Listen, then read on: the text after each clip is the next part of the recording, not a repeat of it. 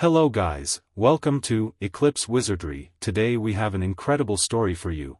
What if Bellatrix saved Harry at age 7 and Dark Veela heritage made her Voldemort's destroyer for him? If you enjoy the video, please like and subscribe. Let's get into it.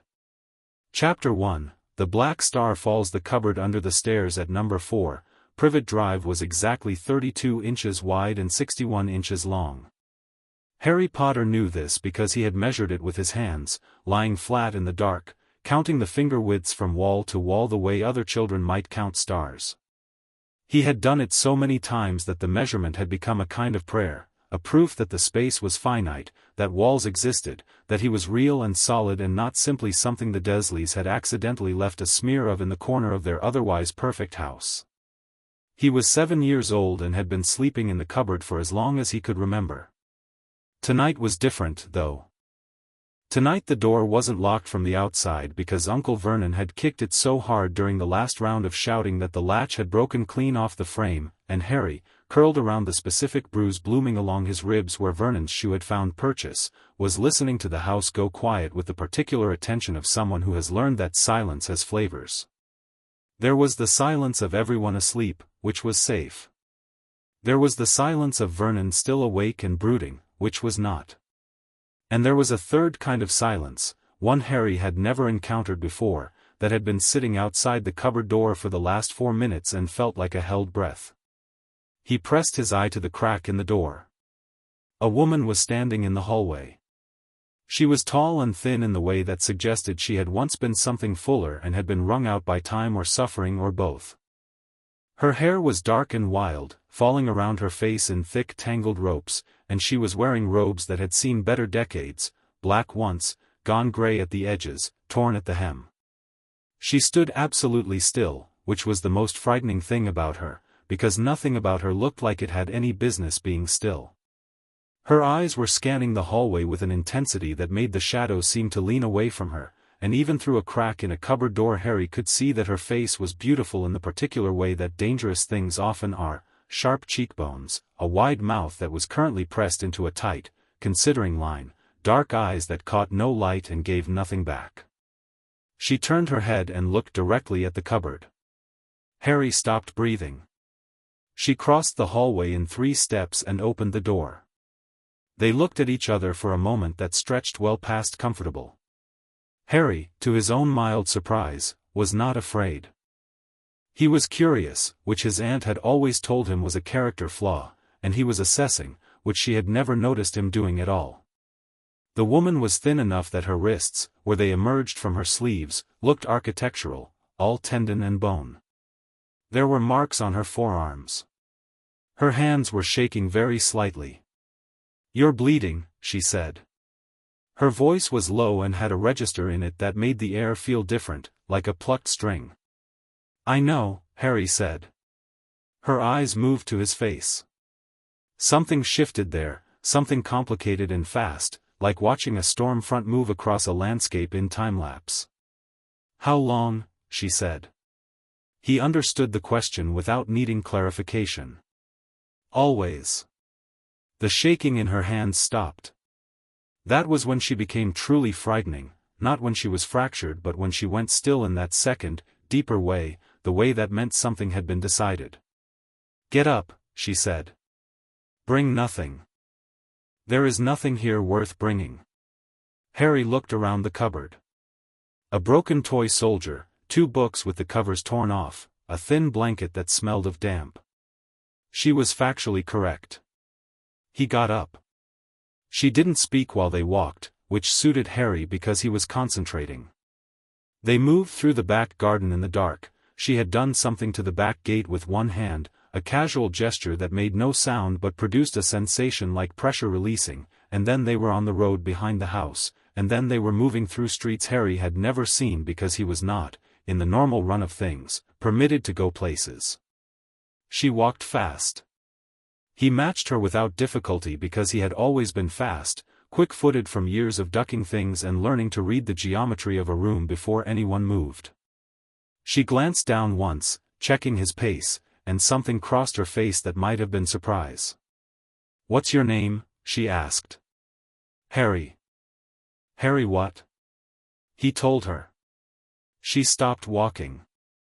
It was so abrupt that Harry took 3 more steps before he realized and turned back. She was standing on the pavement with an expression he couldn't fully read, multiple things happening simultaneously behind her eyes, like several fires competing for the same oxygen. "James Potter's boy," she said, and it wasn't a question. Her voice had changed, some layer of it going very flat. "I suppose," Harry said. "I never met him. He's dead." He paused. "Did you know him?" "I knew of him."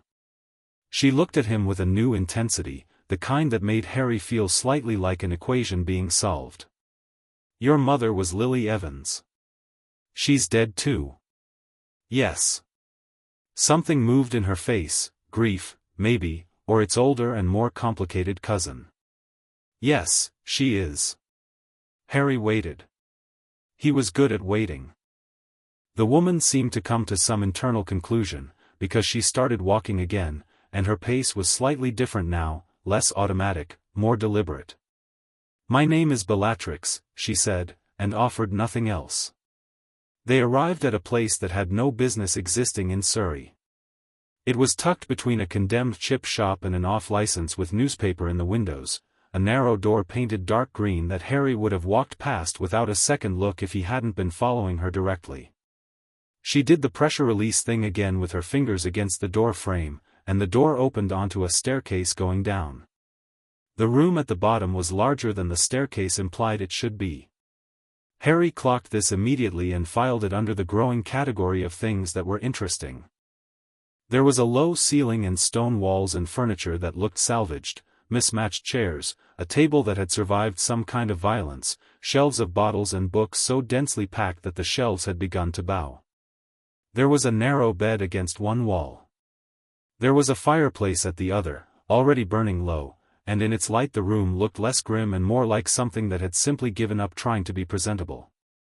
Bellatrix moved to the fireplace without explaining anything. She held her hands out to the heat, and Harry noticed properly for the first time the way she moved, not gracefully, exactly, but with the efficiency of someone who had once known grace and retained its muscle memory despite everything. "Sit," she said. "You need food." "I'm not that hungry," Harry said, which was a lie he had told so many times it felt like a fact. She turned and looked at him with an expression that suggested she found the lie transparent and slightly tiresome. "Your stomach has been growling since Magnolia Crescent," she said. "Sit down." He sat down. Food appeared on the table, not cooking, not warming from a pan, simply appearing from a cabinet that she opened and pointed at with a flick of her wrist. Bread, a wedge of cheese, something in a jar that turned out to be pickled herring and was significantly better than it looked. Harry ate with the controlled urgency of someone who had learned not to look too hungry, and Bellatrix watched him in silence for a moment before sitting across from him and pouring herself something dark from one of the bottles on the shelf. "How badly are you hurt?" she asked. "Ribs," he said. "Not broken, I think. Just bruised. And he touched the side of his head, where the hair was matted. "This isn't bad." She stood up again, came around the table, and examined the wound at his temple with the same efficiency she applied to everything, thorough, detached, and over in seconds. Then she said one word, not in English, and touched the side of his head with 2 fingers, and the stinging stopped. Harry stared at her. "You did that without a wand," he said. "Yes." "How?" She sat back down. "It is a thing that is possible," she said, "for some people. More so for me than for most." She turned her glass in her hands. "Does it surprise you? Magic?" "No," Harry said. "I make things happen. Strange things. I've always been able to." He paused. "The teachers at school thought I had some kind of psychiatric condition." Bellatrix made a sound that might, in a person less wound-tight, have been a laugh. "You're a wizard," she said. "Did you not know?" "I suspected," Harry said, "but I didn't have a word for it." She looked at him for a long, assessing moment, this 7-year-old boy sitting at her table eating pickled herring at 1 in the morning, who had followed a stranger out of a broken cupboard without fear and was now discussing the taxonomy of magical ability with the casual interest of someone talking about the weather. "You're remarkably composed," she said. "You haven't done anything threatening," Harry said. "I have done a great many threatening things in my life. Not tonight, though." She was quiet for a moment. The fire popped. Outside, something distantly urban went about its business, indifferent. "No," she said. "Not tonight." He slept in the narrow bed, which was harder than the cupboard floor but warmer, and woke once in the night to the sound of Bellatrix moving around the room, not restlessly but purposefully, like someone conducting a private argument that required she be upright to have it properly. He watched her through slitted eyes for a moment, then went back to sleep. In the morning she was sitting at the table with a cup of tea and a book open in front of her and an expression that suggested she had not slept at all and was operating on the particular clarity that comes after a night of hard thinking. She looked up when he came to the table. "There is tea," she said. "And bread." Harry sat down and poured tea and waited, because the room had the feeling of a thing about to be said. "I need to tell you something," Bellatrix said, "and I need you to listen without interrupting." "All right." She turned her cup in her hands. It was a habit, he was starting to notice. She reached for things, held them, felt their weight. He would later understand this was someone relearning that objects were real and solid and did not transform without warning. "I escaped from prison 4 months ago," she said. "Azkaban. You won't know what that is yet. It's a wizarding prison, the worst one. I was there for 5 years. She paused. "I did things to deserve it. I will not lie to you about that. The people who put me there were not wrong to do so." Harry said nothing.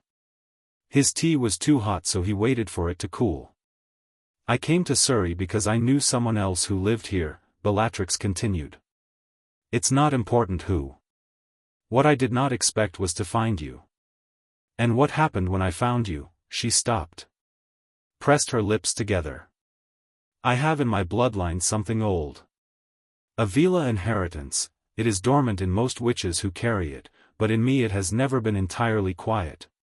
When I am near someone who is," she paused again, and the pausing was notable because Bellatrix Lestrange did not seem like a woman given to pauses. She spoke like someone who had learned the hard way that hesitation gets you hurt, and yet here she was, hesitating. In danger. A certain kind of danger. Sustained, deliberate, from someone who should have. She stopped a third time. "You don't have to explain the Dursleys," Harry said. "I already know what they are." Something in her face became very controlled.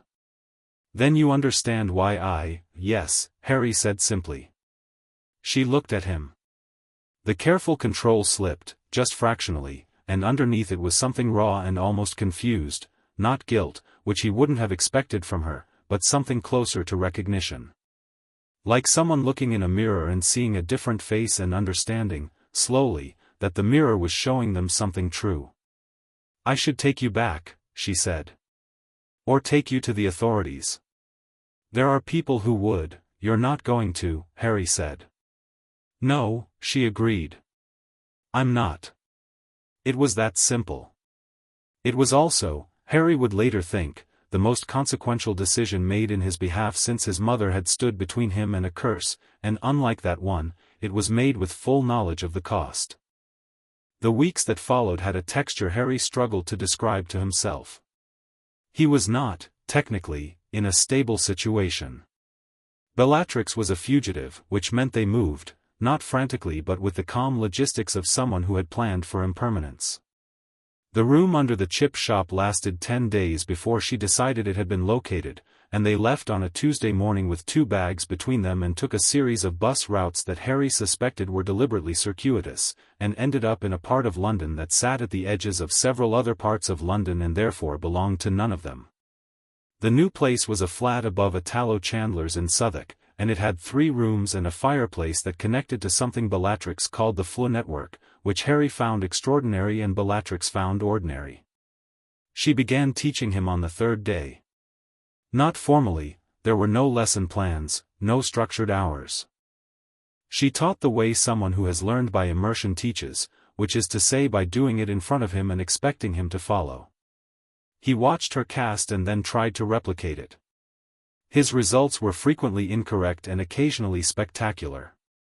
She corrected him without praise or condemnation, with the same flat precision she applied to everything, and Harry found this more useful than being praised because it told him when he was wrong without wrapping the information in anything that required processing. Again, she said, for what felt like the 40th time that afternoon, watching the singed mark on the wall where his spell had gone horizontal instead of direct. Harry adjusted his grip. No wand yet. She was teaching him wandless because she said the wand was a crutch and he should know how to walk before he was handed one, and tried again. The spell hit the target she'd chalked on the wall, and it hit it cleanly, and the chalk mark vanished in a small concussive flash. Bellatrix looked at the wall. Then at him. Better, she said, which in her vocabulary was approximately equivalent to applause. What was that spell for? Harry asked. Actually for. Not just in practice terms. Destroying objects, she said. Or, if the object is animate, which you would call a person, considerably more than destroying. Does it hurt? Considerably. Have you used it on people? She looked at him with an expression that was measuring something. Yes, she said. Does that change what you think of me? Harry considered the question with genuine seriousness, which she had already noted was his default mode for most things. No, he said. You haven't used it on me, and I'm a person. I would not, she said. I know, he said. That's why it doesn't change anything. She turned back to the wall. Again. He asked about his parents in October, when the rain had settled into the particular London permanence that means it has stopped being weather and started being atmosphere. He asked directly, as he asked everything, without preamble or approach. You knew what happened to them, he said. Tell me. Bellatrix was sitting across from him at the table, cleaning a wand that was not her own. She used several, all acquired through means she hadn't explained. She continued what she was doing and was quiet for long enough that Harry thought she might not answer. A wizard killed them, she said. The most powerful and dangerous wizard alive, or who was alive. He went by the name Lord Voldemort, which is not his real name. His real name is Tom Riddle, which he would be furious to hear used, so use it frequently. Harry noted this. Why did he kill them? There was a prophecy. Absurd things, prophecies, they don't force events, they merely suggest the shape of them to people who are foolish enough to believe they're binding. But Tom Riddle believed, and believing he went to Godric's Hollow, and your mother, she stopped, and her hands stopped too, resting flat on the table. Your mother refused to step aside. She had the choice. She was offered her life. She refused it. The rain hit the window. Harry was quiet. She died for you, Bellatrix said, and her voice had a quality in it Harry couldn't quite name, not softness, but the place where softness had once lived before it was burned out. The magic of that is, she paused. Old. Older than most things we practice. Blood sacrifice made in love creates a protection that cannot be circumvented by ordinary means. Tom Riddle's curse rebounded. He was destroyed. Partially. Partially, Harry repeated. He is not dead. He is diminished. Waiting to return. She picked up the wand again. He will try to return. And when he does, the prophecy says a specific person will be the instrument of his end. Harry waited. She looked at him. You, she said. The prophecy means you. He took this in. He held it up, examined it from several angles, set it down. All right, he said. Bellatrix blinked. It was the first time Harry had seen her genuinely thrown. All right, she repeated, flatly. If someone has to do it, Harry said, I'd rather it be me than someone I don't know. At least I'll do it right. She stared at him for a long moment. You are 7 years old, she said. Nearly 8, Harry said. Tell me about the Veela heritage. She stared at him for another moment. Then she made the sound that might have been a laugh, and this time it was fuller, and Harry decided he liked it considerably. The Veela bloodline in the Black family is, she paused. Old. No one advertised it. Veela magic is a fire that doesn't submit to ordinary controls, and the wizarding aristocracy prefers controllable things. In me it is stronger than it was in my mother or her mother because, she stopped, considering. Sometimes things gather. Generation to generation, things gather in bloodlines, and when enough has gathered, it breaks the surface. What does it do? Harry asked. Many things, she said. Allure, which is the thing most people know about. But that is the smallest part. The older aspects are, she looked at the fireplace. Predatory. The magic responds to threat. It responds to those under my protection. And it is not interested in masters. It's not interested in Voldemort, you mean, Harry said. You followed him. The air in the room changed slightly. I believed, she said, very carefully, in certain things he said. I believed he would reshape the world into something worth living in. She pressed her lips together. Azkaban is very instructive.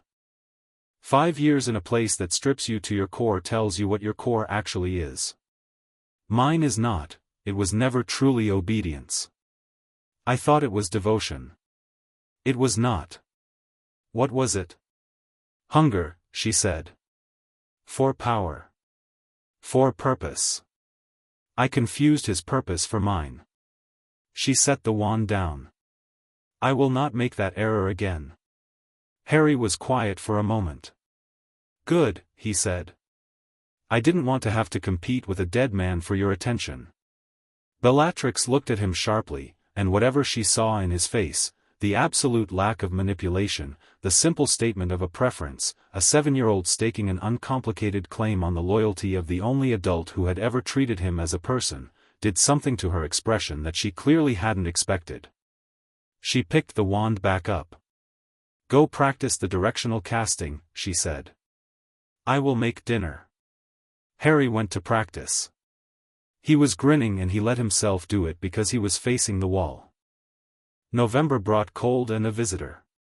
Harry was in the back room when he heard the flue activate, not a sound he could have described exactly, more a change in the quality of the air in the flat, a held breath feeling followed by a soft concussive pop. He came to the doorway quietly and watched. The woman who stepped out of the fireplace was composed in a way that Bellatrix was not, elegant where Bellatrix was electric, fair where Bellatrix was dark, dressed in robes that cost more than everything in the flat put together.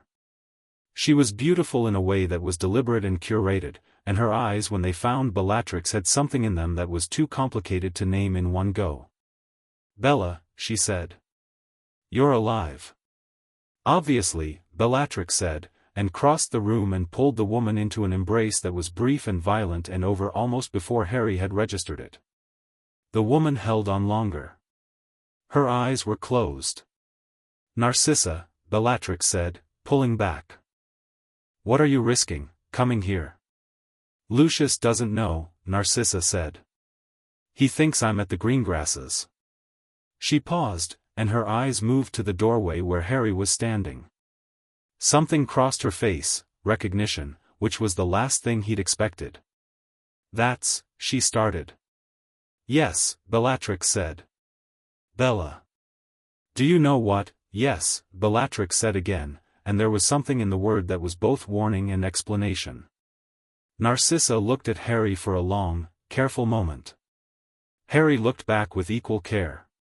She had kind eyes, he thought, in the way that people who had learned to be kind because unkindness had cost them have kind eyes, earned kindness, not given. Harry Potter, Narcissa said, like she was checking the name against some internal record. Yes, Harry said, because it seemed to be the right word. "Come," Bellatrix said, and they all sat down, and Narcissa and Bellatrix talked across each other in the rapid, half-reference-laden way of people who share a complete private language, and Harry listened and extracted information and also watched the way Bellatrix's hands stopped shaking when her sister was in the room. Narcissa stayed 2 hours. Before she left she looked at Harry one more time with an expression he didn't fully understand yet, something between sorrow and relief, or perhaps in the precise middle of those two things where something new that had no name lived. "Be careful," she said, to both of them, and went back through the fire.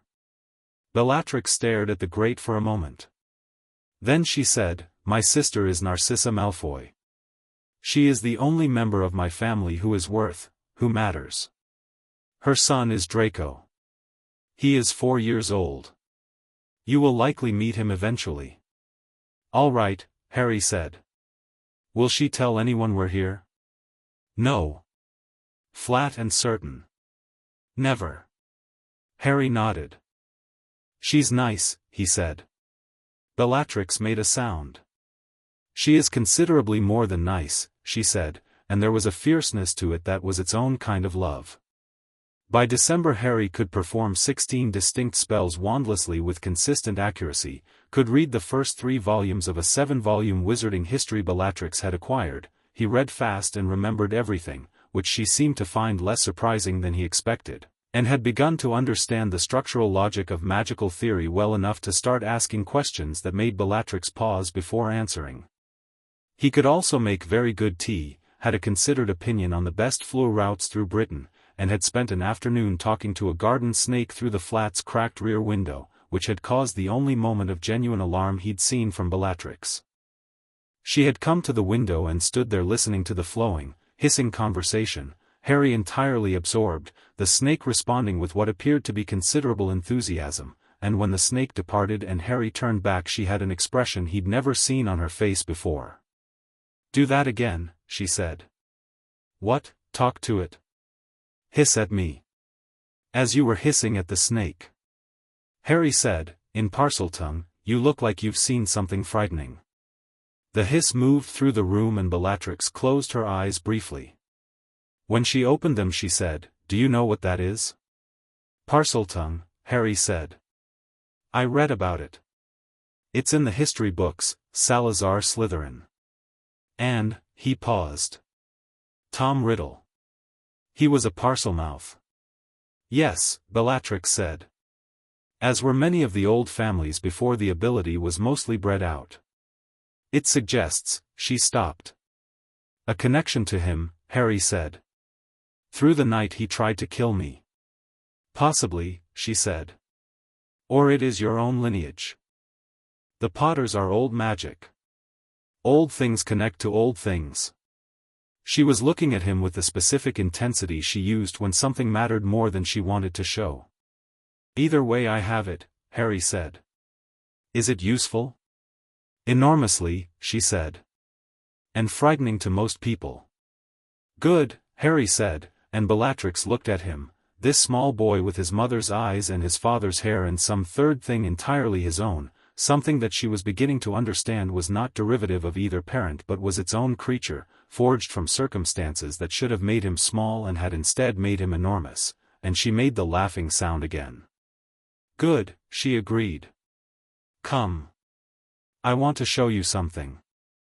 She took 2 books down from the shelf, volumes so old they had stopped having titles on the spines and were simply worn leather and cracked gold, and put them on the table, and they spent the evening reading together, her finger tracing passages and Harry asking questions, and the fire burned low and neither of them noticed because there was too much to learn and they were, both of them, people for whom learning was one of the few things that felt like breathing. On Christmas Eve Harry woke to find a small package on the table, wrapped in dark paper with no bow. He opened it. Inside was a wand, 9 inches, black walnut, core of thestral hair, which Bellatrix explained was unusual and indicated the wand had chosen it for a reason that would make itself clear eventually. The moment he picked it up the air in the room shifted, and every candle on every surface lit simultaneously. Harry held the wand and looked at the ring of sudden light. "Thank you," he said. Bellatrix was sitting in the chair by the fire, watching. Her arms were crossed and her expression was her usual controlled one, but her eyes were doing the complicated thing they did when she was feeling something she hadn't catalogued yet. "It was my mother's spare," she said. "She never used it. It would have been wasted." "It wasn't wasted," Harry said. "No," she said. "It was not." He pointed the wand at a book on the shelf across the room, thought of the directional spell, and cast it, and the book sailed across the room with enough force to hit his outstretched hand like a line drive, and he caught it without looking because he'd felt it coming the way he'd started to feel most things magical before they arrived. Bellatrix looked at the wand in his hand and the book in his other and the absolute lack of surprise on his face. "You could feel it," she said.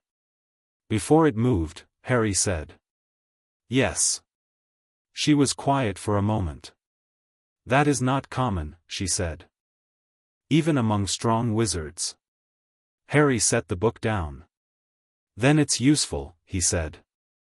"Considerably," she said, and turned back to the fire, and Harry sat across from her and opened the book, Veela, a bloodline history, which he'd been working through for a week, and they sat in comfortable silence while outside London's Christmas Eve pressed its face against the windows and the world went on in blissful ignorance of what it had just handed itself. Two dark things in a warm room, teaching each other how to burn. The years that followed were not simple, but they had a rhythm that felt, in retrospect, like the truest kind of home, one built from habit and trust and the specific intimacy of shared purpose rather than from geography or blood. They moved 6 times in 4 years, always a step ahead, always unhurried.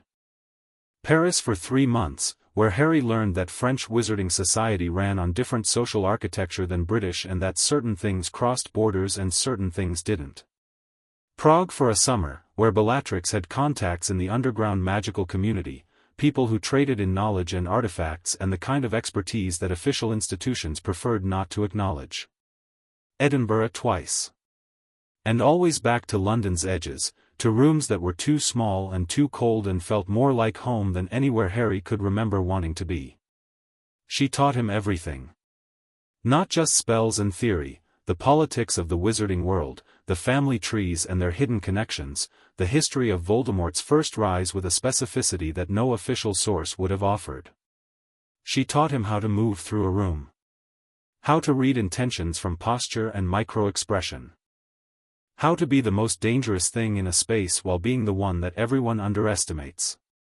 "You're teaching me to be like you," Harry said one afternoon in Edinburgh, age 9, watching her demonstrate a disarming technique that involved no wand and 2 very precise points of pressure.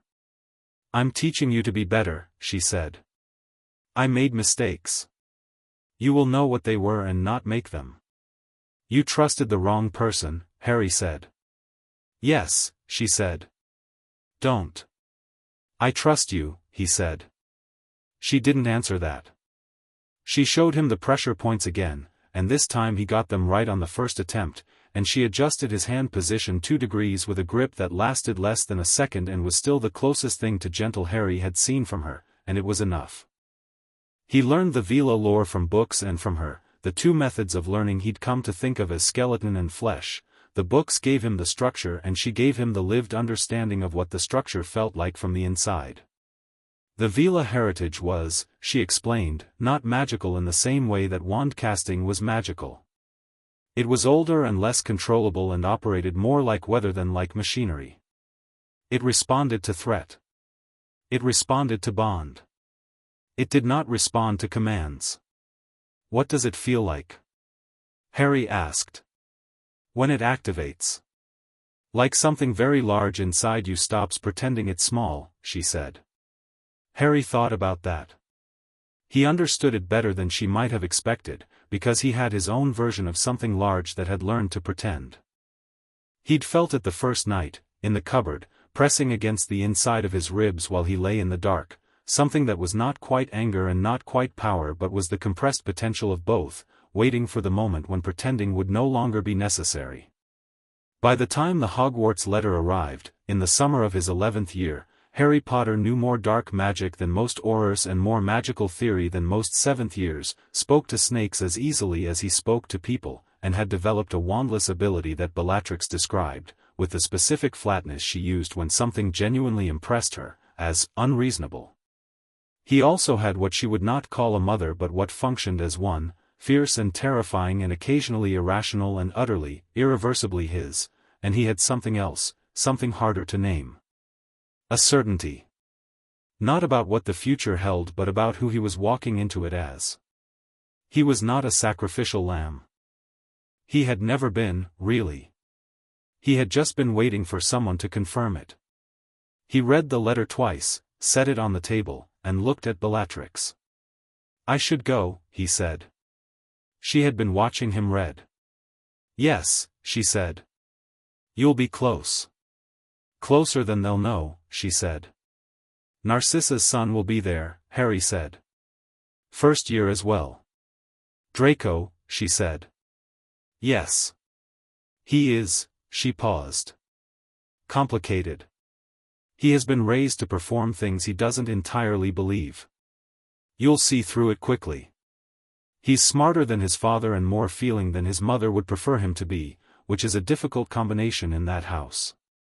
"I'll be decent to him," Harry said. "Don't be decent," Bellatrix said. "Be honest. Decent is what people are when they're being careful. You have nothing to be careful about." Harry considered this. It was, he thought, the most comprehensive piece of social advice he'd ever received. "All right," he said. "Honest, then." She stood and went to the shelf and began pulling books he'd need for first year, and Harry watched her, this woman who had pulled him from a cupboard when she had no reason to, who had taught him everything that mattered and some things that were purely entertaining, who shook in the cold and didn't sleep enough and still sometimes stood at windows with an expression he'd learned not to interrupt, and felt the thing that lived behind his ribs expand to its full size for just a moment. He didn't have a word for what she was to him. Family was the closest, but it was imprecise. She was the person who had decided he was worth the cost of keeping, and he had decided the same thing about her, and they had not made that exchange in words but in 4 years of quiet and noise and fire and learning and two people finding the shape of themselves in the presence of another. He picked up the first-year textbook. "Bellatrix," he said. She turned. "When he comes back," Harry said. "Voldemort. When he's restored. We're going to finish it." She looked at him. The complicated thing in her eyes settled into something clear. "Yes," she said. "We are." "Not because of the prophecy," Harry said. "No," she agreed. "Because it's ours to do." Outside, the Edinburgh summer was doing its best.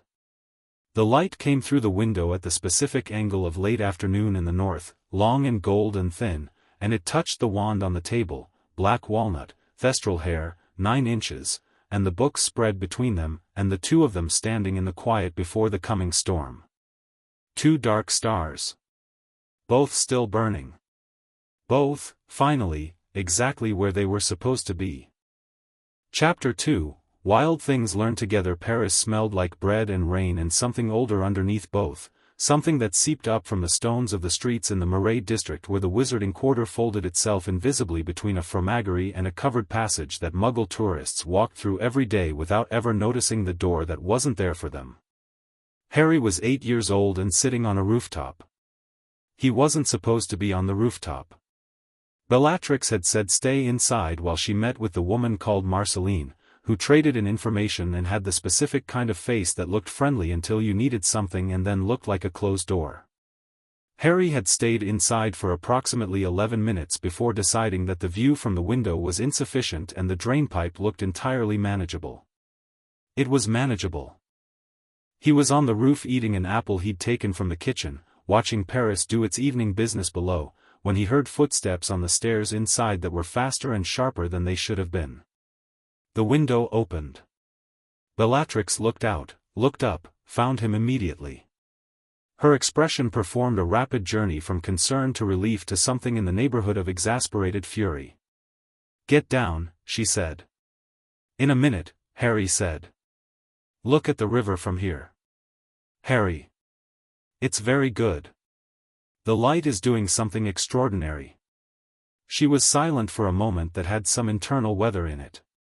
Then, to his genuine surprise, she climbed out the window and up the drainpipe, faster than he had, with the fluid ease of someone who had done things considerably more dangerous than rooftop access, and sat beside him on the flat section of lead above the third-floor gutter.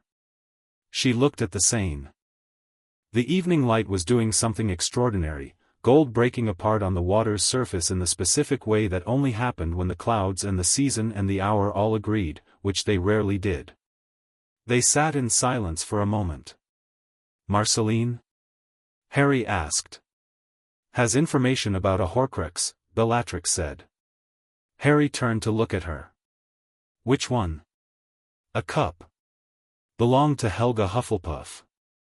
Riddle acquired it. I know where it was being kept. We need to confirm it's still there."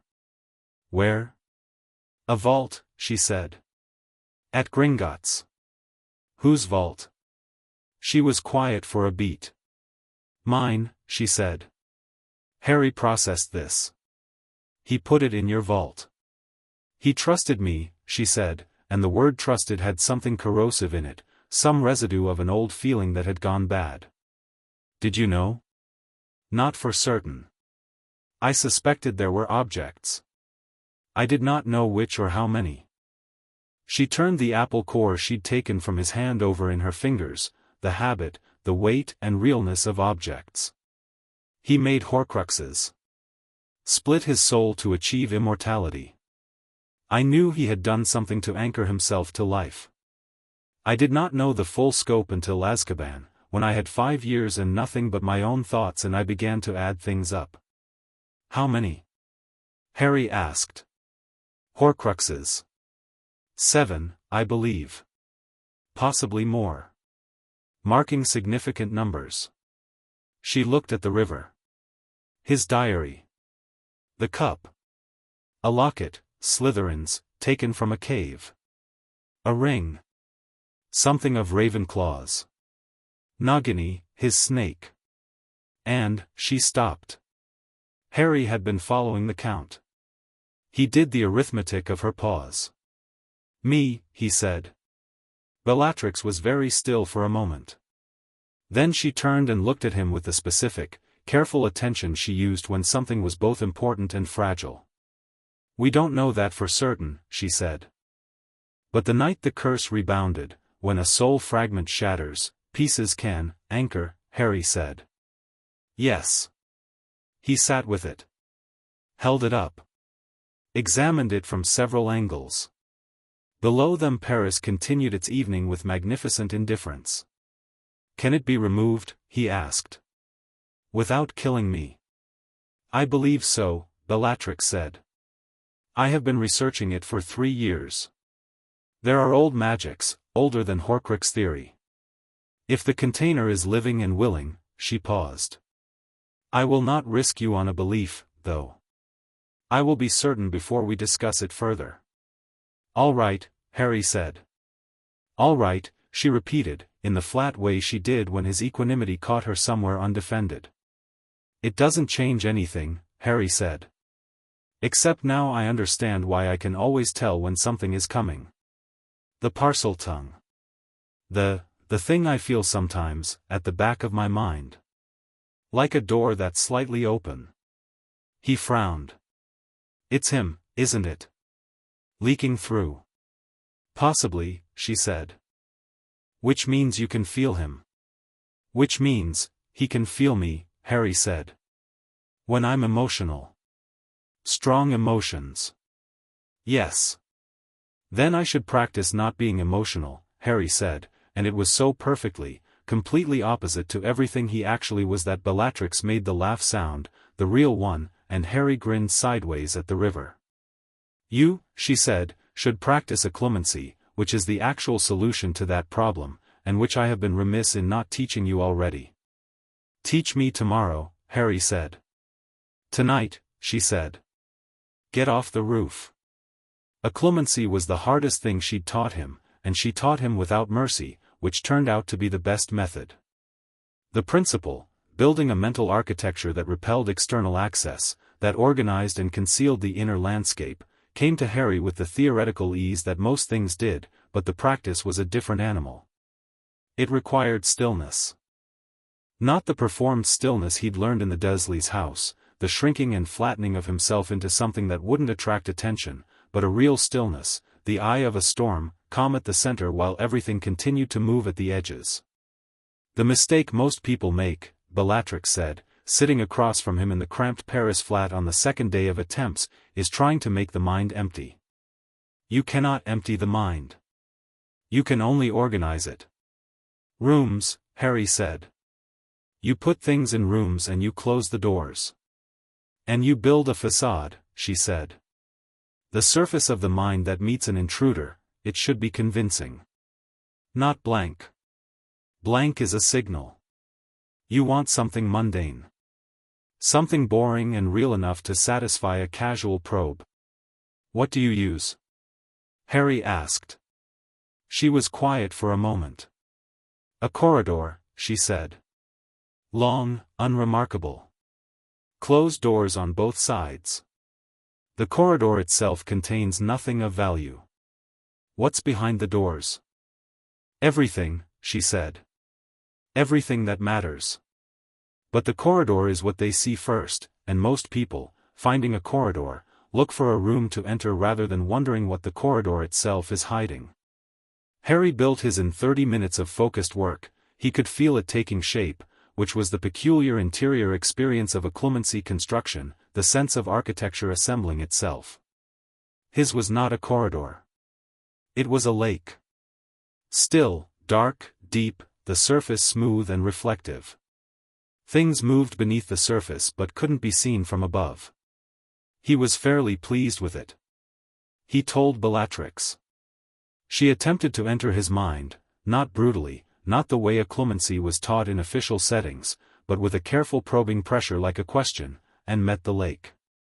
She pulled back. That will work, she said. Did you see the lake? I saw water, she said. I could not see beneath it. Good, Harry said. Try harder this time. She looked at him. You want me to? If Voldemort tries this he won't be gentle, Harry said. Try as hard as you actually can. Something in her face acknowledged this. She tried harder. He held the lake. It was not comfortable. The pressure of a genuine legitimacy attempt felt like weather, like a storm pressing on glass, and Harry's instinct was to push back, which was the wrong response, the response that shattered the construct. Instead he let the storm hit the surface and watched it disperse into ripples that moved outward and vanished. She pulled back again. She was looking at him with the particular expression that said something had exceeded expectation. Adequate? Harry said. Remarkable, she said. Again.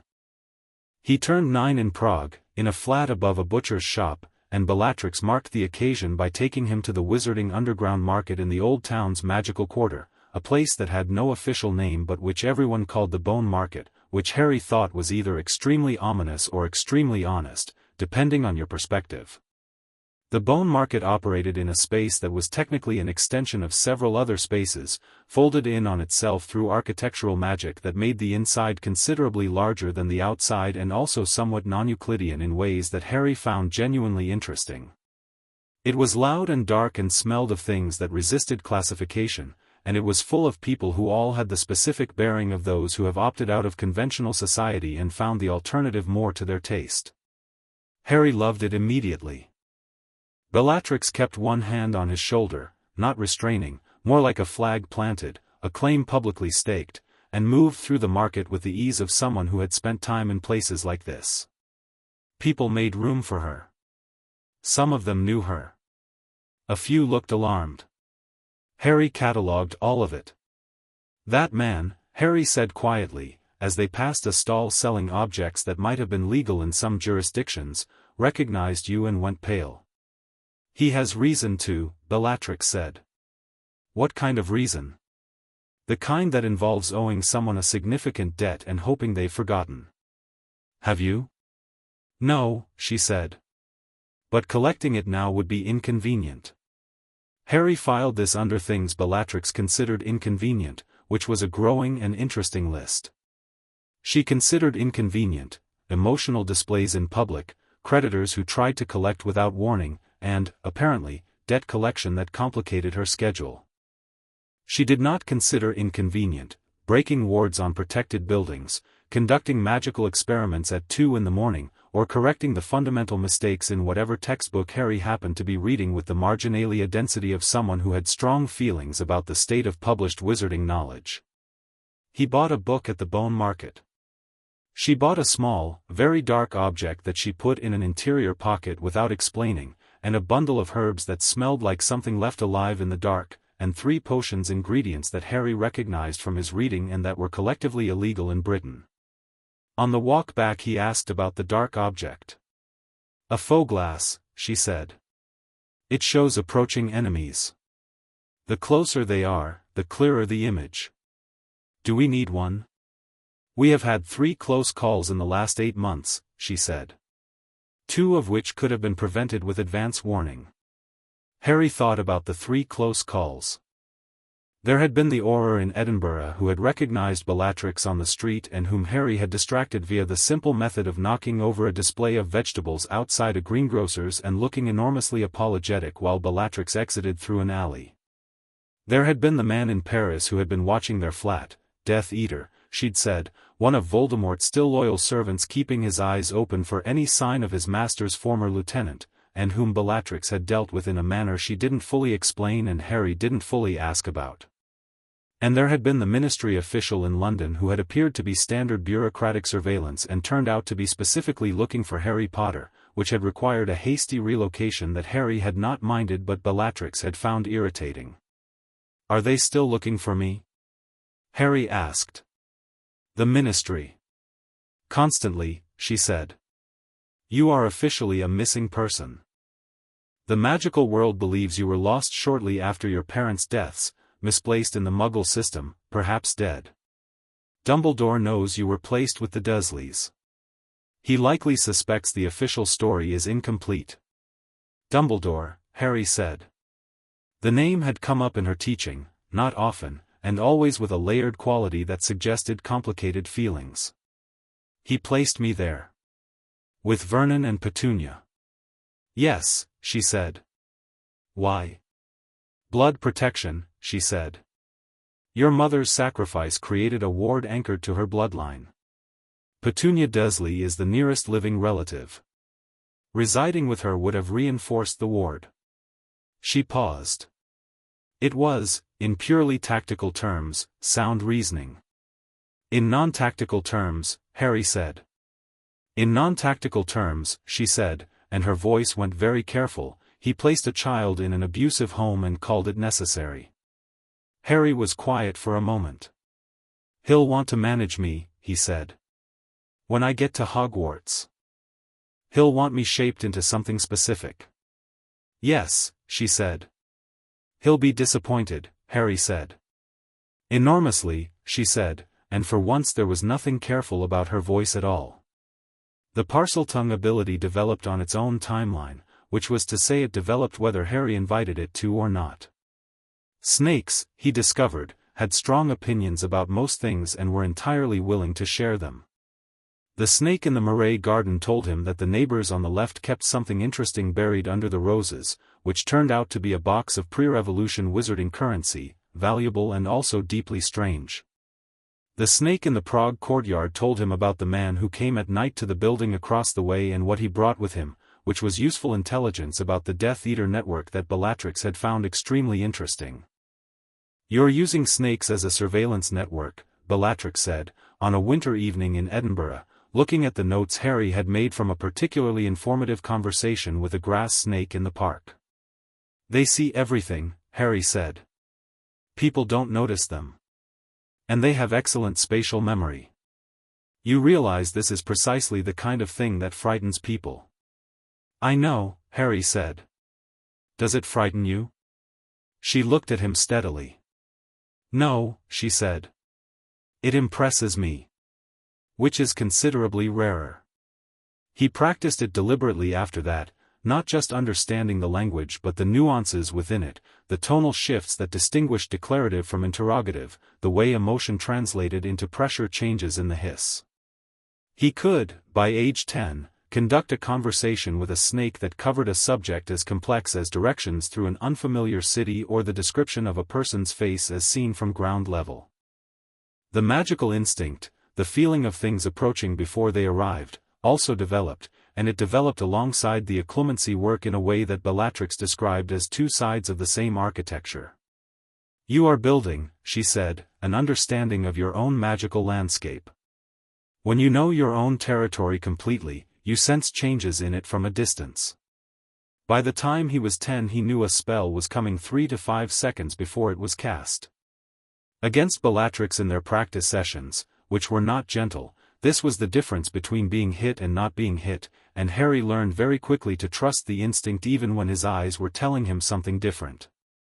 The practice sessions were genuinely difficult and genuinely valuable, and occasionally resulted in Harry sitting on the floor looking at the ceiling while the room slowly stopped spinning.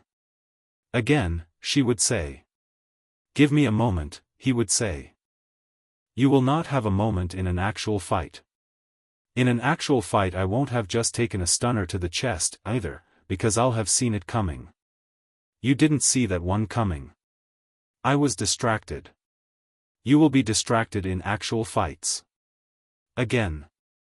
He got up and they went again, and gradually the window between sensing and responding closed until they were essentially the same thing, sensation collapsing into action with no gap between, and the day Harry disarmed Bellatrix cleanly in a practice session for the first time she caught her wand, looked at him, and said, "Good," which meant better things than most people's standing ovations. It was in London, in the second Edinburgh flat, they'd moved back after the Prague situation resolved, that Harry started asking the questions that lived under all the other questions. He was 10. It was late. They had been reading together, the particular comfortable silence they developed over 3 years of evenings like this, and Harry had set down his book and said, without preamble or preparation, "Why didn't you take me back to them?"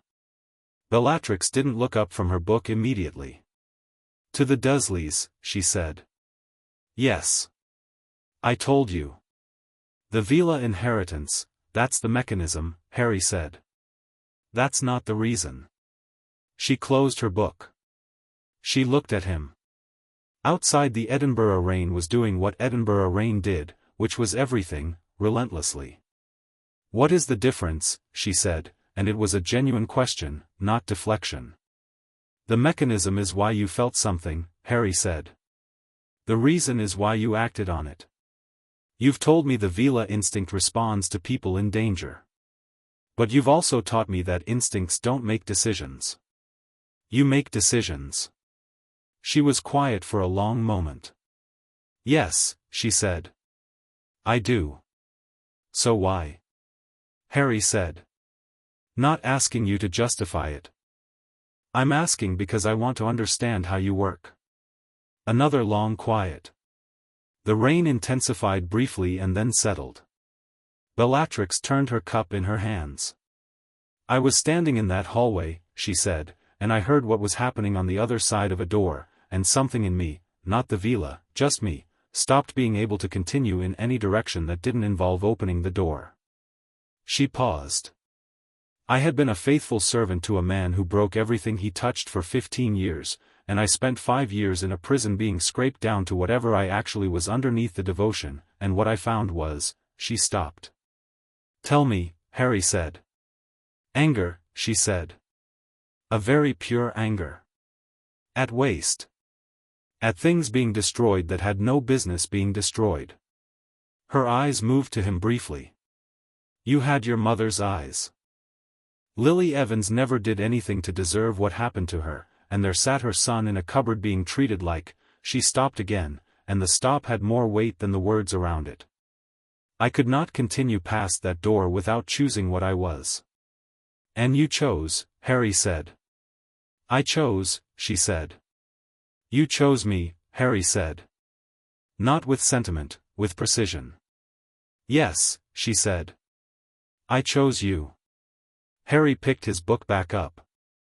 Bellatrix watched him for a moment, this boy who had just extracted a confession of attachment from her with the same quiet thoroughness he applied to extracting information from a tactical situation, who would not make it into a scene because he understood that making it into a scene would embarrass her and she mattered to him, and her expression did the complicated thing it did. She picked her book back up too. They read until very late, and when Harry fell asleep in the chair she put a blanket over him without waking him, and stood there for a moment in the firelight looking at what she had chosen and finding, as she increasingly found, that she had chosen well. Narcissa came twice a year, regular as something important, and her visits changed texture as the years progressed. The first years she arrived with the particular tension of someone conducting a prohibited activity, quick, purposeful, watchful. By the time Harry was 9 the tension had relaxed into something more like relief, a held breath released each time she stepped through the fire and found them both intact. She brought Draco once, age 7, who stood in the middle of their London flat and looked at Harry with the specific intensity of a child who has been told something significant about someone and is checking the information against reality. "You're Harry Potter," Draco said. "Yes," Harry said. "Father says you're probably dead," Draco said. "That's inconvenient for him," Harry said. Draco stared at him. Something in the stare recalibrated. Then, with the sudden directness that only very young children and very self-aware adults deploy, he said, "Can I see your scar?" Harry pushed his hair back. Draco looked at the lightning bolt scar with the focused attention of a child who has been told it is significant and is trying to understand why. "Does it hurt?" Draco asked. "Sometimes," Harry said. "When it does, something interesting is usually happening." Draco looked at this for another moment. Then he said, "I've been learning to fly. On a toy broom. I'm quite good." "I've never flown," Harry said. "Is it good?" "Brilliant," Draco said, with total conviction. "Better than everything." They spent the rest of the visit playing a card game Harry had invented that involved magical cards Bellatrix had acquired from the bone market and rules that Harry modified whenever they became boring, which Draco found both infuriating and compelling. When Narcissa collected him to go, Draco looked at Harry with the expression of someone filing information under important. "You should come to Hogwarts," Draco said. "I am coming to Hogwarts," Harry said. "First year, same as you." Something in Draco's face lit up, genuine pleasure, quickly organized into something more composed because he was 6 years into learning the Malfoy presentation. "Good," he said, with studied nonchalance. "Someone worth talking to." Narcissa, watching this exchange, had an expression that Bellatrix caught and Harry also caught and that both of them separately filed away as meaningful. After they left, Bellatrix said, "He likes you." "I like him," Harry said. "He's performing more than he feels, but what he feels is real." "Yes," she said. "His father is," she paused. "A coward who made bad bets," Harry said, which was Bellatrix's own description of Lucius Malfoy, delivered once and apparently definitive. "A coward who made bad bets," she agreed. "Who loves his son in the way cowards love things, fiercely but conditionally." Draco needs someone who is neither impressed by the Malfoy name nor resentful of it. "I am neither," Harry confirmed. "I know," she said. "That is exactly why I let him come." The summer before Hogwarts they spent in London, and Bellatrix used it to consolidate. Everything she'd taught over 4 years got reviewed, refined, tested. Harry's wand work was formidable and his wandless casting was the thing that Bellatrix sometimes looked at with an expression that she wouldn't name and he'd stopped asking her to. He knew 37 offensive spells including several that were technically illegal in 11 countries and practically illegal in most of the others. He knew field-grade healing magic, enough to handle injuries that would otherwise require a hospital. He knew every major ward-breaking method and 3 minor ones that Bellatrix had invented herself. He knew the unforgivables, knew them theoretically, understood their mechanics, could identify them from the incantation and the movement and the particular quality of the magical signature, and he knew why they were classified as they were, which was a different kind of knowledge. "Will I ever need to use one?" he asked. The summer light was coming through the window at a long angle, and they were sitting at the table with papers between them, the written component of his self-designed pre-Hogwarts assessment. "I hope not," Bellatrix said, and the hoping had weight in it. "But you're not going to tell me not to," he said. "I am going to tell you that the unforgivables are not weapons," she said. They cost something. The caster, not just the target. Avada Kedavra requires genuine intent. Not rage, not fear, intent. You must mean it. Could you?" Harry asked. "I have," she said, and met his eyes without flinching, and Harry met hers without flinching, and the honesty between them held, as it always held. "Tell me when it was right," he said. She did. 3 cases, over the years of her service to Voldemort, where she had decided, she was clear on this, decided, not been ordered, that the killing was necessary. She explained the calculus of each, and it was indeed calculus, not pleasure, not carelessness, but cold, accurate math applied to situations where the variables left very few outputs. Harry listened. He didn't agree with every decision. He said so. She didn't tell him he was wrong to disagree. "Good," she said. "If you agree with all of it, you're not thinking. If you disagree with all of it, you're being willfully naive. The truth is it's different every time, and the only rule that holds is, be sure. Be completely sure. And if you're not sure, don't." He filed this in the room in the lake that held the things that were most important. "One more thing," she said. "Before Hogwarts. Before you walk into a school full of people and politics and someone's plans for your future. Tell me. You know what you are," she said. "Not what the prophecy says you are. Not what Dumbledore wants you to be.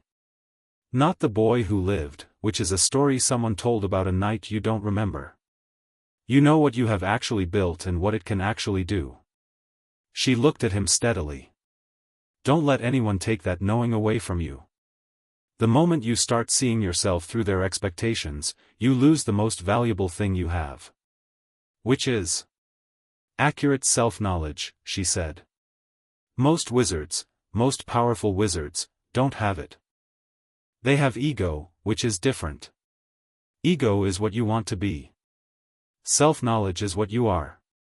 The second one wins fights." Harry was quiet for a moment. "Is that what happened to Voldemort?" he said. "His ego told him a baby was less than a threat." "Yes," she said simply. "Good," Harry said.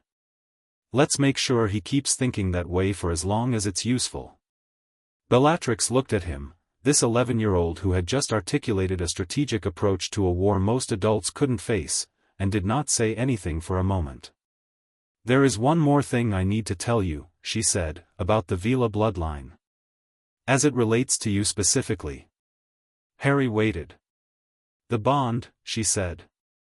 "Between a Veela and those they have claimed, it is not a tether. I will not track you through Hogwarts like a," she paused, searching for the word. "Like a worried parent with a tracking charm." "You already have a tracking charm on me," Harry said. "That is different," she said. "How is it different?" "It is practical," she said, with dignity. "The Veela bond is not practical. It is," she stopped. "It means that I will know if you are in genuine danger. Real danger, not schoolyard nonsense. And it means you will be able to find me if you need me, through the same connection, even if I am not reachable by conventional means." "Like a compass," Harry said. "Like a compass," she agreed. "Does it work the other way?" Harry asked. "Can I tell if you're in danger?" She looked at him steadily. "Yes," she said. "If I allowed it." "Do you allow it?" A long pause. The summer light moved on the floor. "Yes," she said. Harry nodded. He felt the thing she was describing, had felt it, actually, for most of 4 years, like a thread running through the space between them. Now he had a name for it and a confirmation that it went both directions. He was glad of both. "Narcissa will be near Hogwarts," Bellatrix said. "She has the Malfoy estate in Wiltshire, which is 6 miles from the school grounds. She knows the situation. If something happens and you cannot reach me, I'll go to Narcissa, Harry said. She will help you. I know, Harry said. She already has. He paused. She brought the potion's ingredients that 3rd month in London. The ones you used for the injury ward research. Bellatrix blinked. You noticed that. You hadn't asked for them and you didn't have money for them that week, Harry said.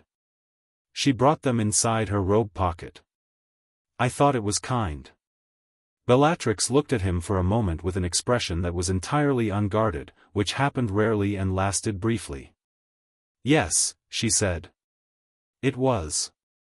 The Hogwarts letter arrived on a clear July morning, along with the list of required books and equipment, and Harry read through the equipment list with the expression of someone who has been in the advanced class and is being invited to attend the introductory session. Standard Book of Spells, Grade 1, he read aloud. You've read through Grade 4, Bellatrix said, from behind her tea. Yes. Should I pretend I haven't? She put her tea down. What I said about self-knowledge, she said. Pretending you know less than you do is not strategy. It is performance, and performance is a kind of lying, and lying to yourself about your own capabilities is the most dangerous kind. So I don't pretend to be less. You do not hide. You do not perform ignorance. You do not shrink. She looked at him with the flat directness that was her version of intensity. You walk into that castle knowing what you are and you let them figure out what to do with it. Some of them will be threatened. Some will be awed. Some will try to use you.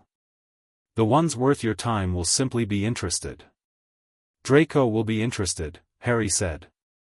Draco will be delighted and perform indifference, she said. Which is his specific variety of interested? Harry smiled. What about the sorting? What about it? Where will I be sorted? Bellatrix considered this with genuine seriousness. Your intelligence and your ambition would fit Slytherin. Your loyalty and your willingness to suffer for what you believe would fit Hufflepuff. Your thirst for knowledge would fit Ravenclaw. Your sheer bloody-minded bravery would fit Gryffindor. She paused. The hat makes a choice between competing qualities. What it will actually choose depends on what it finds when it looks at you. What do you think it will find? Harry said. Something it hasn't encountered before, she said. And will probably find difficult to categorize. That's not an answer. It is the most honest answer I can give you, she said. I know what you are. I don't know what the hat will make of it. Harry thought about it. Slytherin, he said. Why? Because that's where Draco will be, he said. And because Slytherin is where they put people who want things. I want things. What do you want? She said, and it was a question she'd never asked directly. To finish this, Harry said. Voldemort. The Horcruxes. The war that's been building since before I was born. I want to finish it and I want to do it on our terms, and I want, he stopped. Then, carefully, I want to stop moving. The room was very quiet. Bellatrix held her cup. Somewhere permanent, Harry said. After. A place that stays. She looked at him for a long moment. Outside London was performing its morning in the ordinary way, entirely unaware that in a flat above a chandler's shop in Southwark, 2 people were very quietly making each other a promise that had no words but was entirely real. Yes, she said. After. He packed his trunk that afternoon. Black walnut wand, thestral hair core. Books, some required, many not. A faux glass, small, fitted inside a hollowed-out copy of Hogwarts, a history because Harry found this funny and also practical. A set of notes in his own hand covering everything Bellatrix had taught that wasn't in any published text. A small dark stone from the Prague courtyard that he'd carried since he was 9 for reasons he couldn't entirely explain but trusted. And in the bottom of the trunk, wrapped in a piece of cloth, 2 photographs. One of his parents, acquired from Bellatrix, who had gotten it from Narcissa, who had gotten it from the old black family albums. One of him and Bellatrix in the Edinburgh flat, taken by Narcissa on a Muggle camera she'd found bewildering and delightful, on a day when the light was coming through the window correctly and they were both reading and neither of them was performing anything. They looked like what they were, in the photograph. 2 people who had chosen each other. He closed the trunk. "Ready?" Bellatrix said from the doorway. Harry looked at the trunk. At the room. At her. "Yes," he said. "Good," she said. "Let's go educate Dumbledore's school." They left London in the early morning, the city still dark at its edges, the September air carrying the first bite of autumn, and Harry Potter went to Hogwarts not as a boy going to the only place that would have him, but as something else entirely, a dark star moving into a new sky, burning exactly as bright as it intended to, without apology or restraint. 2 years and 2 months since a woman had found him in a cupboard and decided he was worth the cost of keeping. He was. He absolutely was. Chapter 3, Wolves in the Castle. The Hogwarts Express left King's Cross at 11 on the dot, and Harry found a compartment near the middle of the train, stowed his trunk, sat down by the window, and watched the platform disappear with the specific calm of someone who has never been sentimental about leaving because leaving has always been what comes next. Bellatrix had walked him to the barrier. Not through it. She was a wanted fugitive and the platform would have horrors on it in plain clothes, which Harry had clocked before he'd finished scanning the crowd. She'd stopped on the Muggle side and he'd turned back once and she had looked at him with the flat, direct gaze that was her version of everything she wasn't going to say, and he had nodded, and gone through. The compass feeling, the thread, was already stretching but it was intact. He could feel it the way you feel a window open in another room, the change in pressure, the distant air. He was watching London give way to suburbs, give way to countryside when the compartment door opened and Draco Malfoy appeared in it with 2 large boys behind him and the studied expression of someone who has been practicing nonchalance since approximately age 4. "I thought that might be your trunk," Draco said. "It is," Harry said. "Come in." Draco came in. The 2 large boys, Crabbe and Goyle, Harry knew from Bellatrix's detailed social cartography of the families their year would contain, followed because following was what they did. Draco sat across from Harry and looked at him with the intensity he always deployed when checking reality against expectation. "You look different," Draco said. "From the last time." "I'm taller," Harry said. "That's not what I mean." "I know," Harry said. Draco studied him for another moment. Then something in his expression settled, the performed indifference thinning slightly into something more genuine. "You've been trained," he said, low enough that Crabbe and Goyle, who were investigating the sweets trolley with single-minded focus, wouldn't catch it. "Yes," Harry said. "By Aunt Bella." "Yes." Draco was quiet for a moment, processing something. Harry watched it process. There was genuine feeling in Draco's face when Bellatrix came up, complicated feeling, the kind built from hearing about someone in contradictory terms for years. Fearsome and brilliant and broken and wrong, and the one his mother missed with a consistency she tried not to show. "Is she?" Draco started. Stopped. "She's well," Harry said. "Better than well."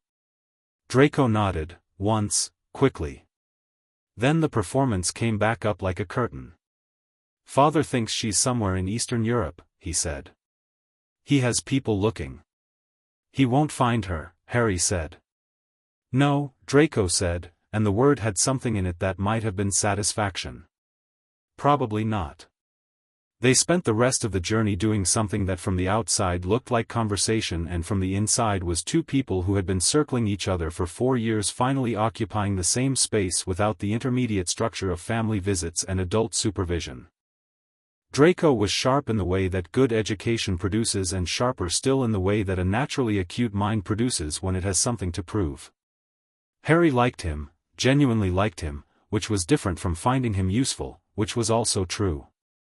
The performance was thick but the person underneath it was worth the effort of the exterior. By the time the train was 3 hours north, they were in the middle of an argument about the theoretical basis of transfiguration that Crabbe and Goyle were enduring with the patient resignation of people waiting for weather to pass. "The form and the will are both necessary," Draco said. The textbook is summarizing Dumbledore's theory," Harry said. "Dumbledore's theory is correct about most things and wrong about the relationship between will and form. The will is prior. The form follows the will's specificity. If your will is precise enough, you can transfigure without a clear form in mind, and the magic will supply one consistent with your intent." "That's not," Draco stopped. "You've done this several times," Harry said. "Try it when you've been practicing long enough." "You've been practicing since when?" "8, Harry said. Draco stared at him. Then he looked out the window for a moment with the expression of someone revising a calculation. "Aunt Bella really did just teach you everything." "Not everything," Harry said. "There's always more." "That's a very Bella thing to say." "I know," Harry said, and meant it as a compliment. "The boats. The castle." Harry had seen pictures. Bellatrix had a photograph taken from the north shore of the lake at dusk, black and white, the towers sharp against a pale sky, but the reality was something the photograph couldn't contain. The castle sat on its rock above the lake with the absolute authority of a thing that has been exactly where it is for 1,000 years and intends to continue, and when Harry looked at it across the water, the thing behind his ribs expanded slightly, not with awe exactly but with recognition. This was a place that had power in its stones. He could feel it. He felt other things too. The wards, complex, layered, old, running through the ground and the water and the air with the structural complexity of something built over centuries rather than designed at once. He felt where they were strong and where they had been patched, and where, at the northeast edge near what he'd learned was the forbidden forest, they were thin in ways that suggested either neglect or deliberate design. He catalogued all of this the way he catalogued rooms. Exits. Approaches. Architecture that served and architecture that limited. The great hall was enormous and the ceiling was the sky, which Harry found genuinely impressive and filed under things that were worth the architectural effort. The ghosts were interesting. The teachers at the high table were a collection of personalities that Harry read in the time it took to walk to where the first years clustered, because 4 years of living on instinct and Bellatrix's tutelage had made people reading as automatic as breathing. Dumbledore, brilliant, old, genuinely kind in the way that contained genuine ruthlessness, watching Harry with eyes that were assessing and already slightly alarmed. Harry met his gaze for a moment, calm, direct, no particular deference, and watched something shift in the older man's expression. Recalculating. Good. Professor McGonagall, hard, fair, capable of warmth that she kept on a tight leash, which Harry found admirable. She would be a useful ally if treated honestly. And Quirinus Quirrell in the defense position, who was standing at the high table with his purple turban and his anxious manner and the expression of a man pretending to be one thing while being something quite different, and who had at the back of his head, Harry felt it with the same instinct that warned him of approaching spells, something that was not Quirrell at all. Something that Harry had felt before. In the back of his own mind, behind the lake, through the door that was always slightly open. The hair on the back of his neck stood up. He looked at Quirrell for exactly 2 seconds longer than a casual glance and then looked away, and his face showed nothing, and he filed it under urgent and went to stand with the other first years. The sorting hat was placed on his head by Professor McGonagall and sat there for a moment with the specific weight of something thinking. "Well," said a voice inside his head that was old and dry and had the texture of old leather and centuries. "This is unusual." "Is it?" Harry thought back. "You are remarkably organized," the hat said. "Most 11-year-olds I encounter are considerably less architecturally sound. I've had good teachers." "One teacher," the hat said. "And what a teacher." "I haven't felt this particular combination since." It paused, and the pause felt like the hat rifling through a very long filing cabinet. Not since a girl named Minerva McGonagall, actually," though the content is quite different. Where do I belong? Harry thought. Not anxiously. Genuinely curious. The question, the hat said, is not where you belong. You would succeed in any house. The question is what you're going to do, and which environment makes that most possible. Another pause, but this one was different, shallower. You already know, don't you? Slytherin, Harry thought. For exactly the reasons you told the woman this morning, the hat said. You want to finish something, and Slytherin is where people who want things are put. Something in the hat's voice shifted, very slightly, into what might have been respect if hats could manage that. Be careful with that castle, Mr. Potter. It is older than most people know and it is paying attention. Slytherin, the hat announced. The Slytherin table erupted in applause and Harry walked to it and sat down, and across the hall the Gryffindor table was entirely silent in the specific way of several hundred people receiving unexpected information simultaneously. He watched Dumbledore at the high table, the brief, complicated expression, quickly organized into something neutral. Draco was sorted 3 names later. He walked to the Slytherin table with the ease of someone arriving at an expected destination and sat next to Harry with the composed satisfaction of someone whose calculations have been confirmed. Obviously, Draco said. Obviously, Harry agreed. Potions was first thing Thursday morning and the dungeon classroom smelled of things that resisted simple description and had the specific atmosphere of a room where consequences were regular and often visible. Harry sat near the front because there was no strategic reason not to. The front gave the best view of the board and of the teacher, and Harry was interested in both. Severus Snape swept in with the particular energy of a man who has made his entrance into an art form, dark robes, cold expression, the kind of presence that organized a room's attention without asking for it. Harry assessed him in the time it took him to reach the front of the class. Brilliantly intelligent, genuinely so, not performed. Deeply embittered in a specific way, not generalized misanthropy but targeted grief that had curdled, the kind that happens when something irreplaceable is lost and the loss gets redirected. He was looking at Harry before he'd fully turned to face the class, which meant he already had a response prepared, which meant this was going to be managed and Harry should be ready for it. You are here, Snape said, to learn the subtle science and exact art of potion making. He had a beautiful voice, controlled and precise. I can teach you how to bewitch the mind and ensnare the senses. He paused, and the pause was theatrical and effective. I can tell you how to bottle fame, brew glory, and even stop her death. Another pause. That is, if you are not, and now his eyes moved to Harry with rehearsed deliberateness, as great a collection of dunderheads as I usually have to endure. The class shifted nervously. Harry looked at Snape with polite attention, which was not the response the moment was designed to produce. Snape's eyes stayed on him. Mr. Potter, he said. Our new celebrity.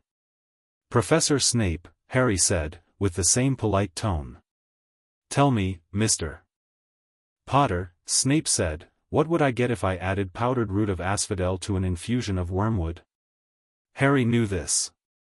He knew it thoroughly. The draught of living death, he said. One of the most powerful sleeping potions known. The asphodel, being from the lily family, has specific synergistic properties with wormwood that create a depth of sedation that is qualitatively different from other methods, not merely chemically induced unconsciousness but something closer to the suspension of vital processes. The name is poetic but the mechanism is quite specific. A beat of silence. Snape's expression remained controlled, but something moved behind it. Surprise, rapidly reorganized.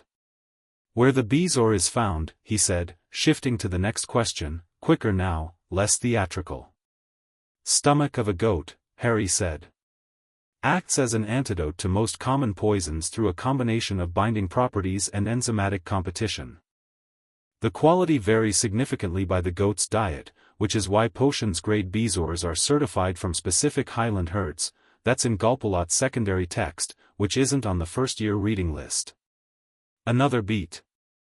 The class was very still. The difference between monkshood and wolfsbane, Snape said, and there was an edge to it now, something sharpened. There isn't one, Harry said. They're the same plant. Also called aconite.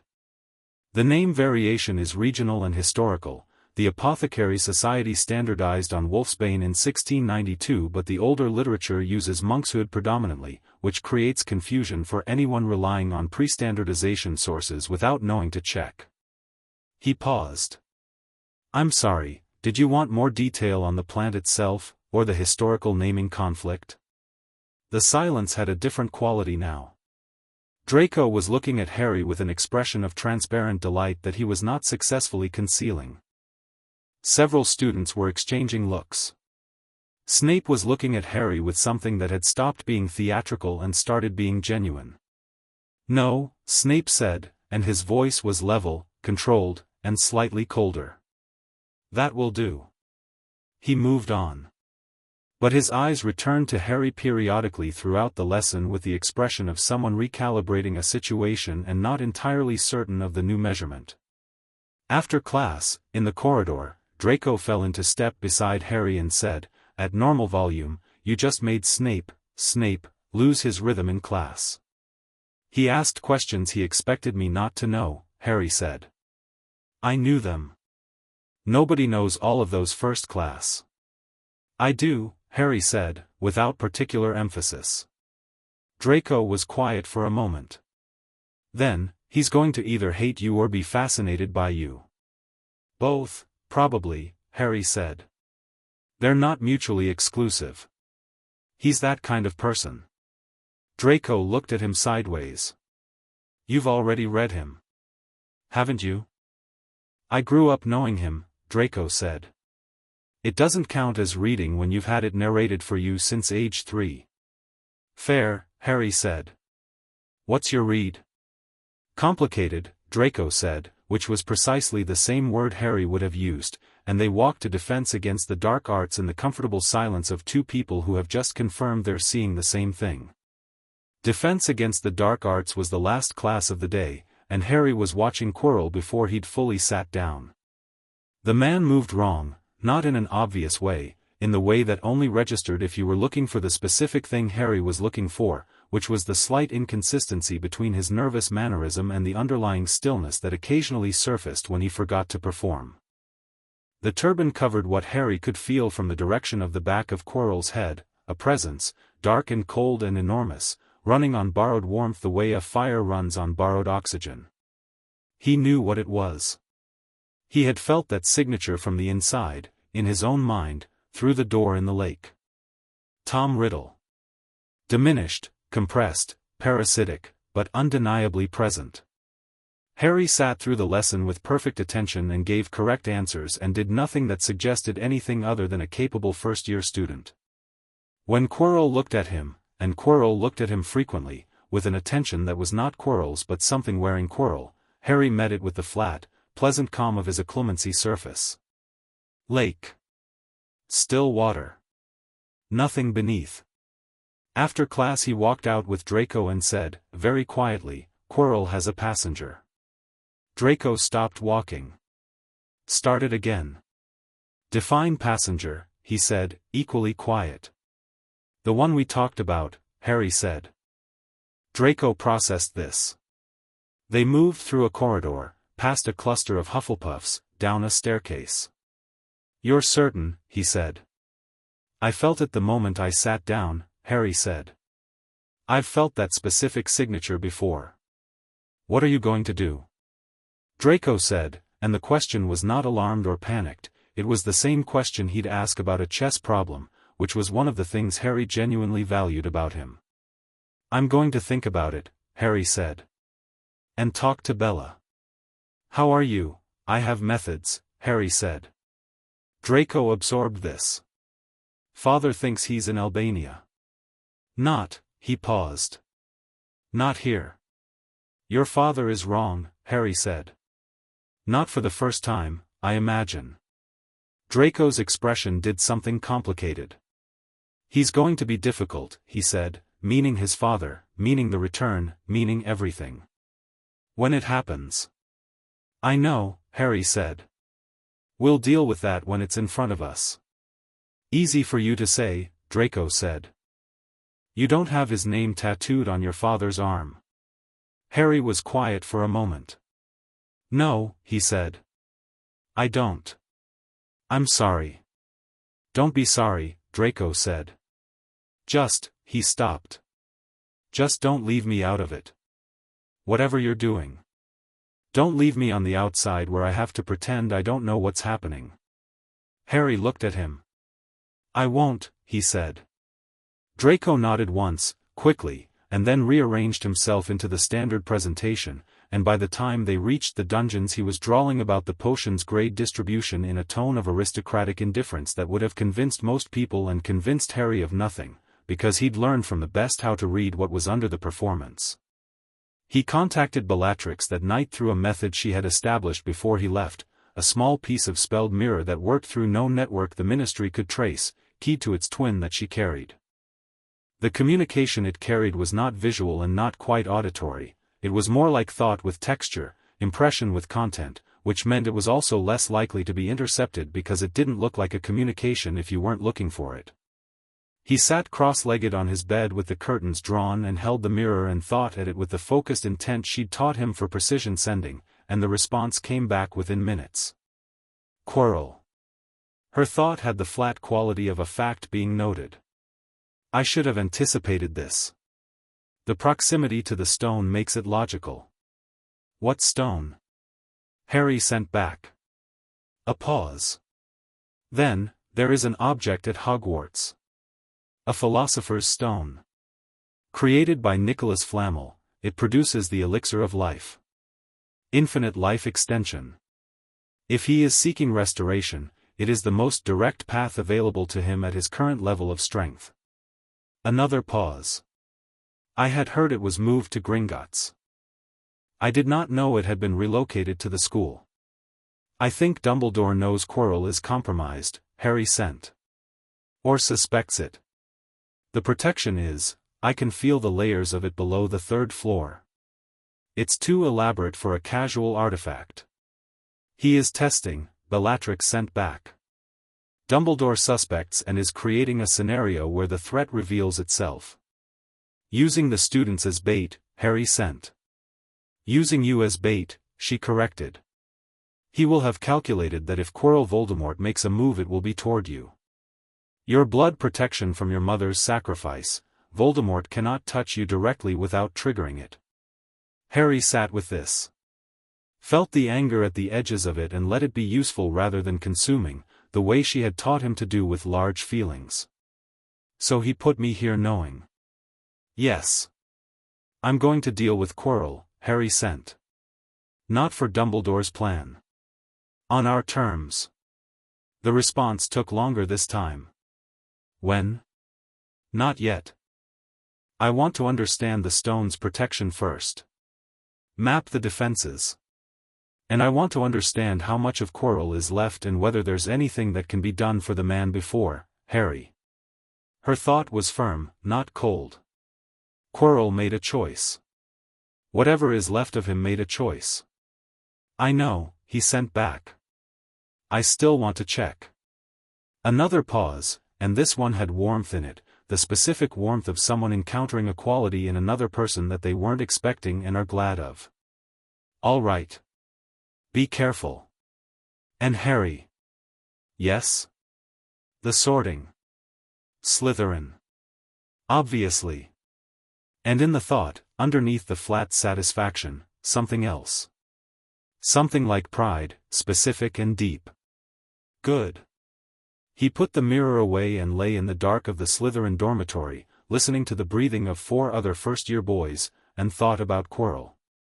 About what it felt like to have something else living in your head on borrowed terms.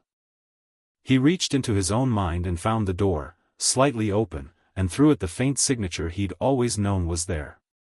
Tom Riddle's echo. The accidental Horcrux. He looked at it in the dark of his mental landscape, and for the first time in his life he deliberately acknowledged it, not pushing it away, not performing normalcy around it, simply looking at it with the accurate, clear-eyed assessment Bellatrix had taught him to apply to things that were uncomfortable but real. "I know you're there," he thought, not toward Quirrell but toward his own scar, toward the door in the lake. Nothing responded. Of course nothing responded. Voldemort was barely a fragment, barely a remnant, clinging to the back of a man's head and plotting from that tenuous position. But it felt important to acknowledge it. To not pretend the door wasn't there. He would close it, eventually. On his terms, in his time. He went to sleep. October arrived with rain and a growing understanding of Hogwarts' social architecture that Harry found less interesting than its literal architecture but considerably more immediately relevant. The Slytherin common room politics were comprehensible, hierarchy based on family name and wealth, with intelligence as a secondary currency and loyalty as a tertiary one that everyone talked about and nobody trusted. Harry sat slightly outside this structure, not because he didn't understand it but because he didn't participate in it, which had initially confused several people and eventually produced a kind of grudging respect from some and bafflement from others. He was careful not to be isolated. Draco was his anchor in the house, Draco who had been born into this structure and who navigated it with the ease of a native speaker, and who had begun to subtly position Harry within it not as an outsider to be tolerated but as someone whose respect meant something worth having. Harry was aware of this management and was grateful for it. There were also the early skirmishes with Snape. Not antagonism, exactly. Something more interesting, a kind of ongoing intellectual negotiation in which Snape tested the boundary of Harry's knowledge at every class, apparently trying to find its edge, and Harry answered without either performance or false modesty, and Snape responded with increasingly complicated questions that began to feel less like attempts to humiliate and more like a man genuinely curious about what he was looking at. The breakthrough came in late October, unexpectedly, when everyone else had left the dungeon at the end of potions and Harry stayed behind to correct a minor error in his own work, a too quick cooling that had produced a slight crystallization he wasn't satisfied with. Snape watched him work for a moment from the doorway. "Then, you were taught by someone?" "Yes," Harry said, without looking up. "Not formally," Snape said. "Not through any standard curriculum. The knowledge is," a pause, "disordered. In the way that immersive learning is always disordered. Wide but not equally deep. You know advanced theory alongside techniques most students don't encounter until 6th year, and you have gaps in the middle where standard curriculum would have filled them." Harry looked up. "Is that a problem?" "It is an observation," Snape said. "Gaps can be filled. The foundation you have built is," he stopped. His expression was doing the thing it did when something was more complex than his prepared response had anticipated. "Unusual," he said. "For a first year." "I've had 4 years," Harry said. "And a teacher who didn't believe in limiting the material." "Who taught you?" Snape said. Harry looked at him steadily. "Someone who knew what they were doing," he said. "That is not an answer." "It's the answer I can give you," Harry said, with genuine regret rather than deflection. Snape looked at him for a long moment. Something moved behind his eyes, the grief Harry had noted at first assessment, the old targeted loss, and something else, something that was recalibrating its understanding of this boy who was supposed to be his father's arrogant echo and was turning out to be something entirely different. "Your potion is cooling too quickly," Snape said, nodding at the bench. "Reduce the ambient temperature variance by raising the side shields. The crystallization is a temperature artifact, not a compositional error." Harry looked at the potion. Adjusted the shields. The crystallization began to resolve. "Thank you," he said. "Don't thank me," Snape said, and swept back out, and Harry looked at the settling potion and permitted himself a small, private smile. The troll arrived on Halloween. Harry heard the announcement in the Great Hall, Quirrell's theatrical collapse, the warning, the dismissal to dormitories, and assessed it in approximately 3 seconds.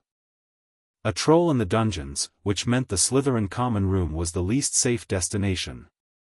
He thought of Quirrell's performance, which had been exactly that, a performance, the nervous anxious manner pushed past its usual calibration into something that read as staged.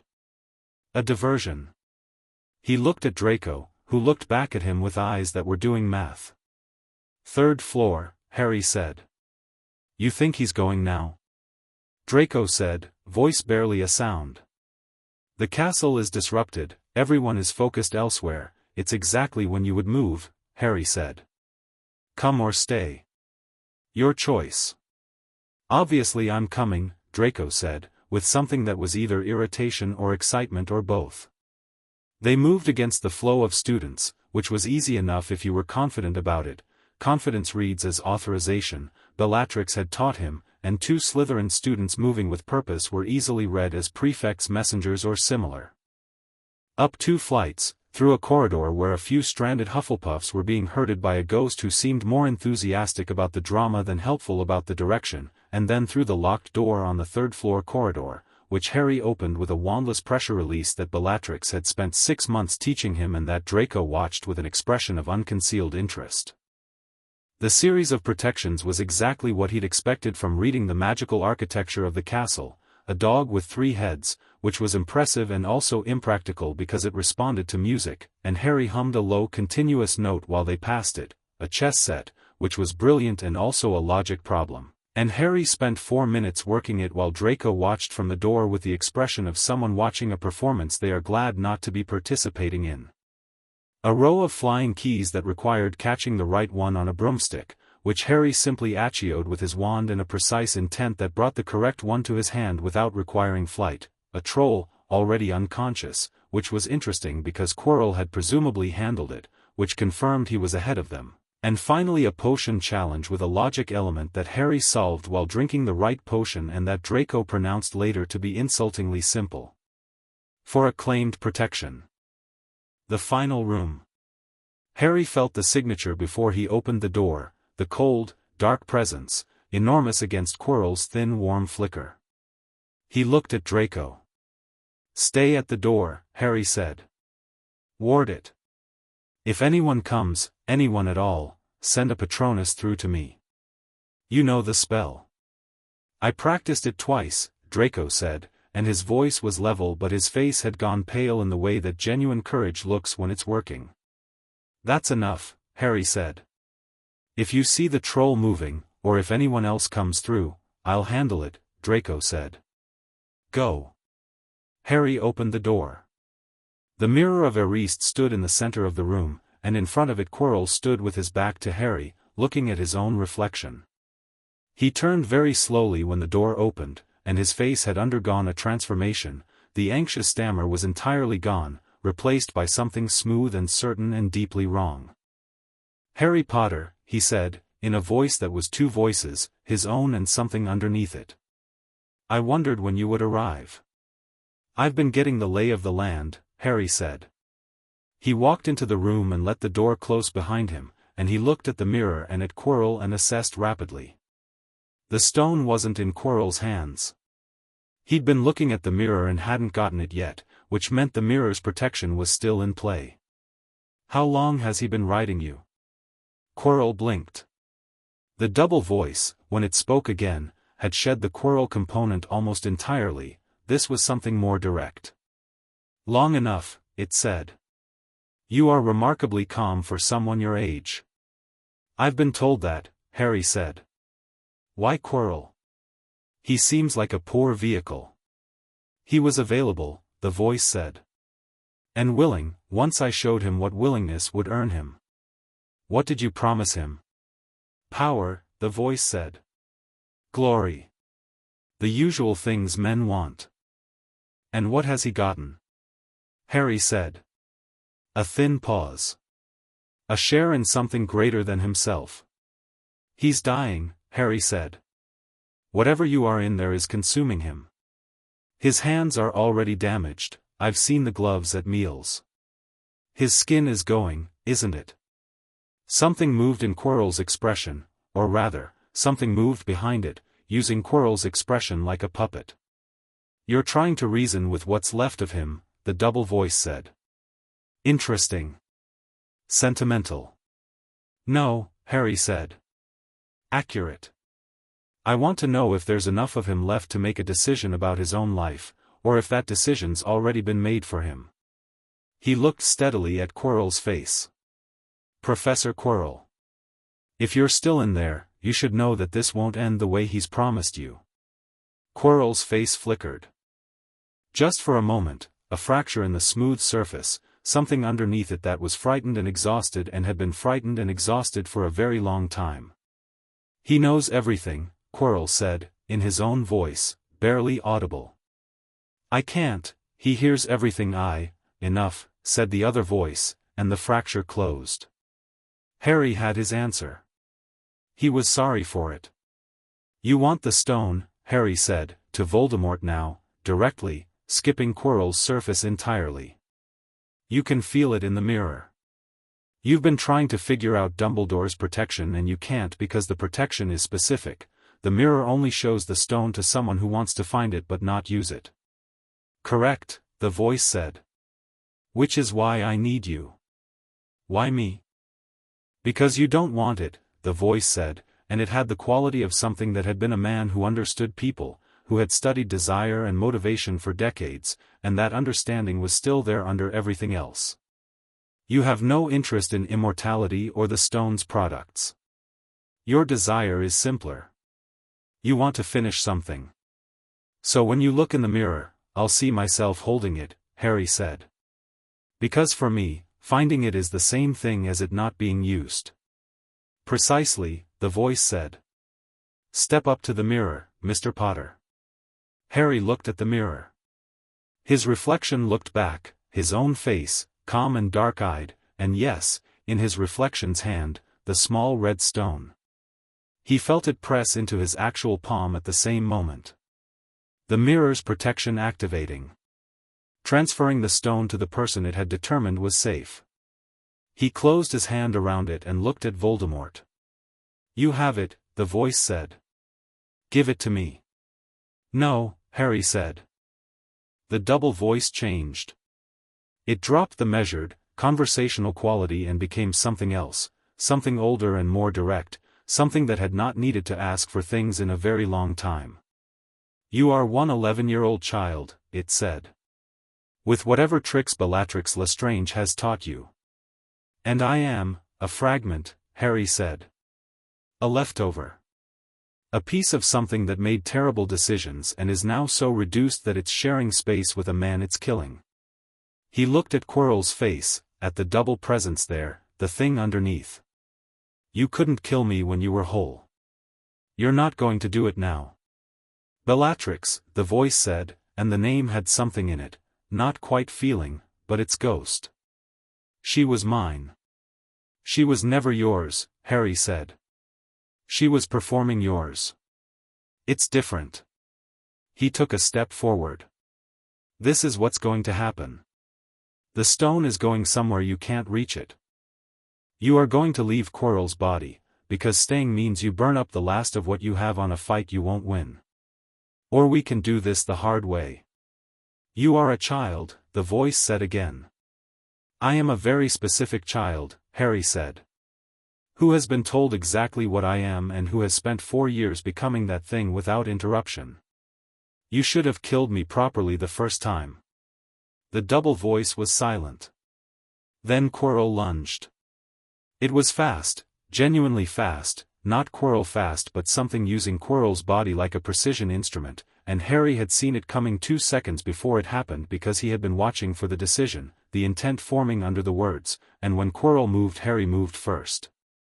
He stepped inside the reach of Quirrell's outstretched hands, let the touch happen, because the blood protection worked both directions, the sacrificial magic that lived in his skin would activate on contact and both of them knew it but only Harry had planned for it, and caught Quirrell's wrist. The effect was immediate.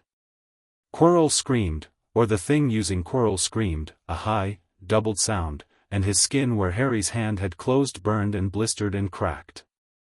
Harry held on with one hand and with the other pressed his palm flat against Quirrell's forehead, and the double presence in the man shuddered and tore and, the room went white.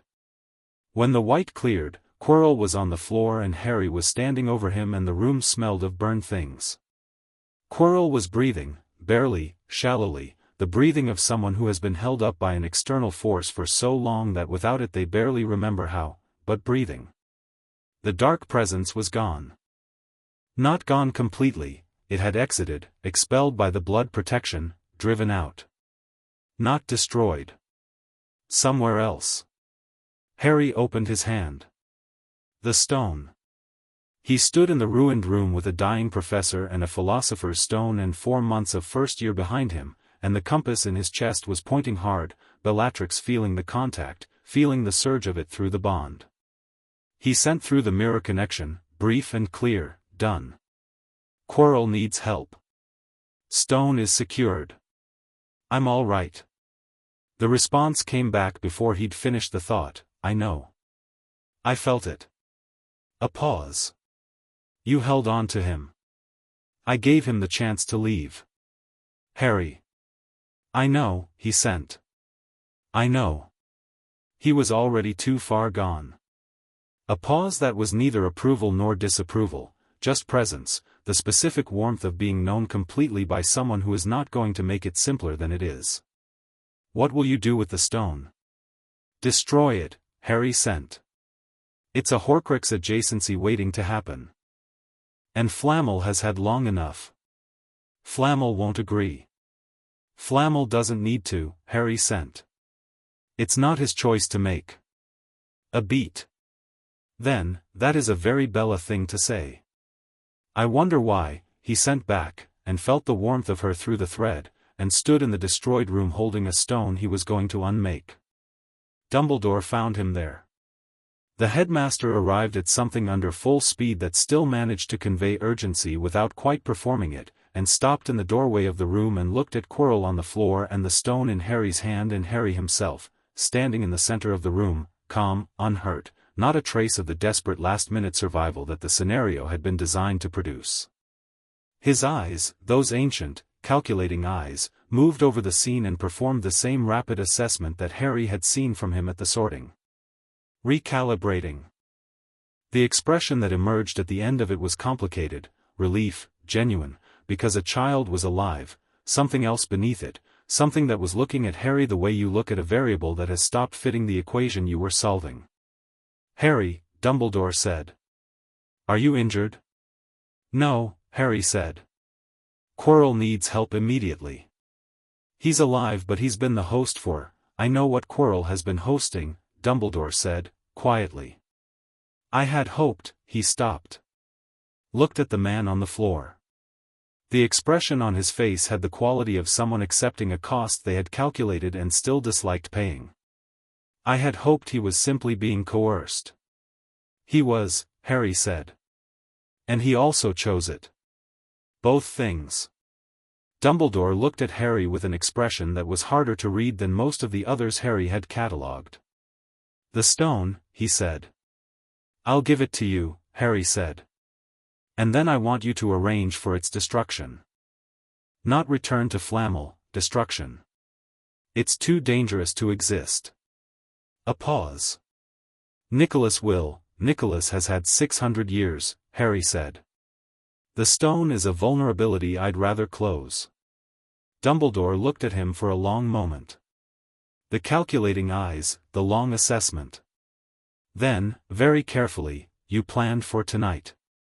Yes, Harry said. You have been here 4 months, Dumbledore said, and you planned for tonight. I felt him the first day, Harry said. The connection, he touched the scar briefly. I know what his signature feels like. It was hard to miss. And you waited, Dumbledore said. Rather than coming to me.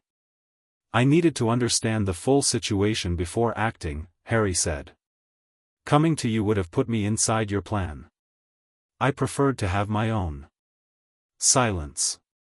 Dumbledore's expression was doing several things at once, none of which were what Harry had expected. Not anger. Not offense. Something closer to, the look, he would think later, of a very old chess player watching someone make a move that's not in any pattern they've memorized. I think, Dumbledore said, slowly, that there are things we need to discuss, you and I. A great many things. Yes, Harry said. There are. He held out the stone. But let's get Quirrell a healer first.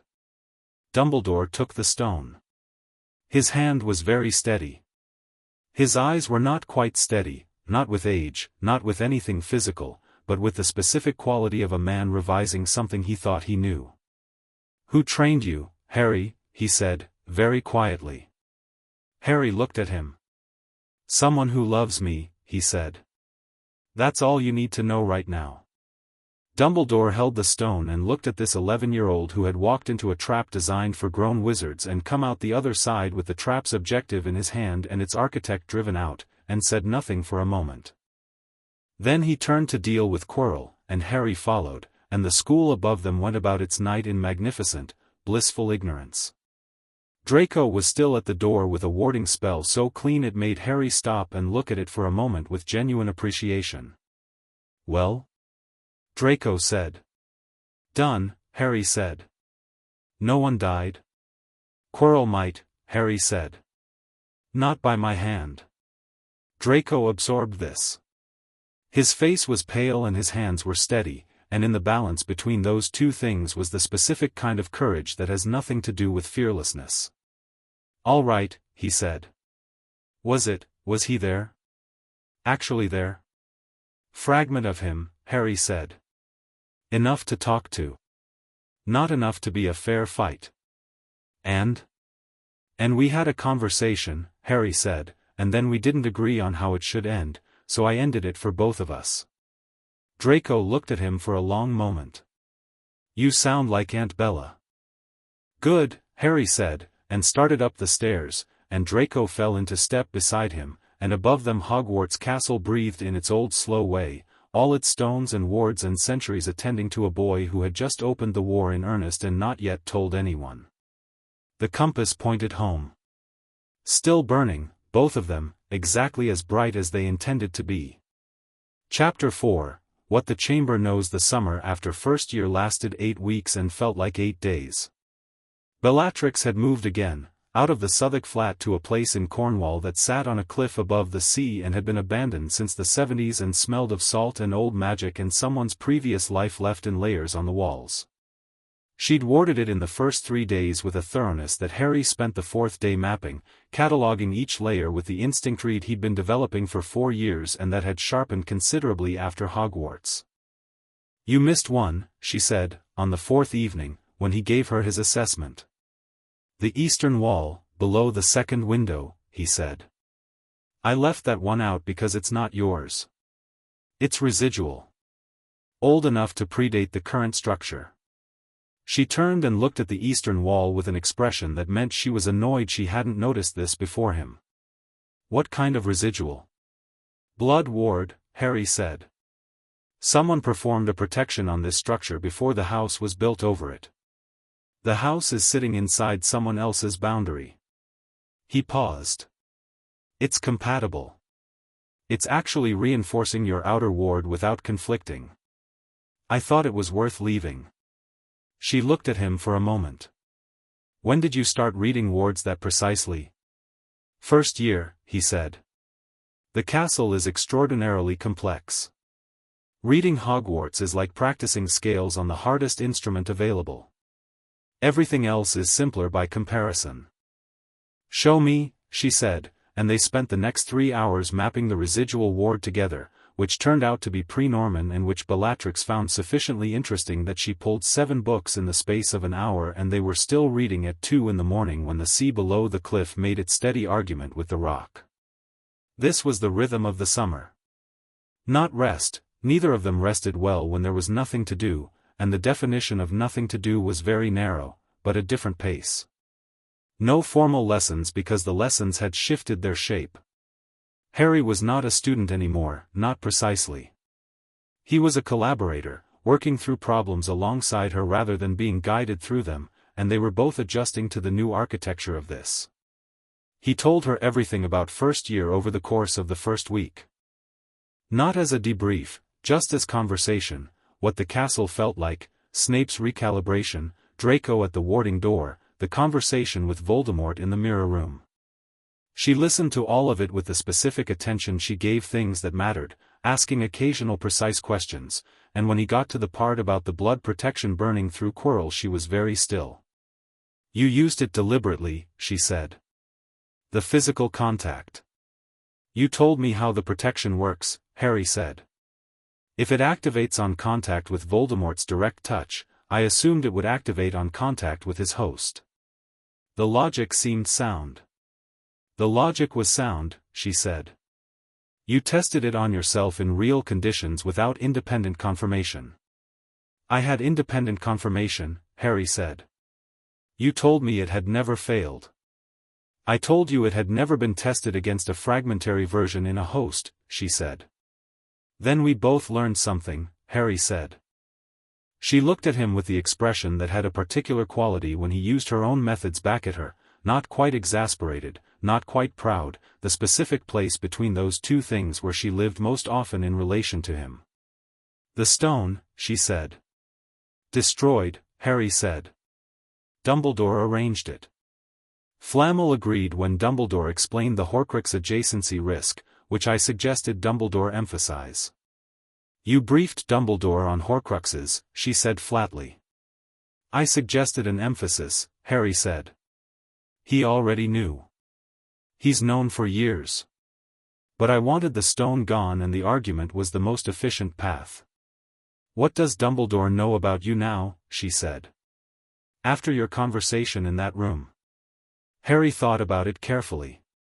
"He knows I was trained by someone. He suspects who. He's not unintelligent, and the combination of abilities and the fact that I came from Surrey likely gives him the shape of it. He knows I planned independently of his design.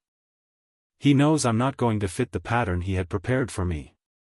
"Is he a threat?" she said, and the question was flat and genuine. "No," Harry said. "He's a complication. He wants to manage me, which means he'll be looking for ways to guide events toward outcomes he's designed. But he's not an enemy. He wants Voldemort gone as much as we do, for genuinely good reasons. The conflict is about method. His method requires you to be pliable," she said. "Yes," Harry said. "Which I'm not." "No," she agreed. "You are not." She turned back to her book. "He will try again. The management impulse is deeply embedded." "I know," Harry said. "I'll manage his management." She made the laugh sound, low and short. "What else?" "Snape," Harry said. "He knew my mother." Bellatrix went very still for a fraction of a second. "Just a fraction." "Yes," she said. He loved her. In the way that people love things they cannot have and never quite release. He's been redirecting that grief toward me," Harry said. "Not deliberately. He expected me to be my father and the cognitive dissonance of what I actually am has produced something I'd describe as," he paused, "uncomfortable respect. Mixed with something that isn't quite protectiveness but is adjacent to it. Be careful with that," she said. "Not because Snape is untrustworthy, he is, in the ways that matter, fundamentally honest even when he is unkind.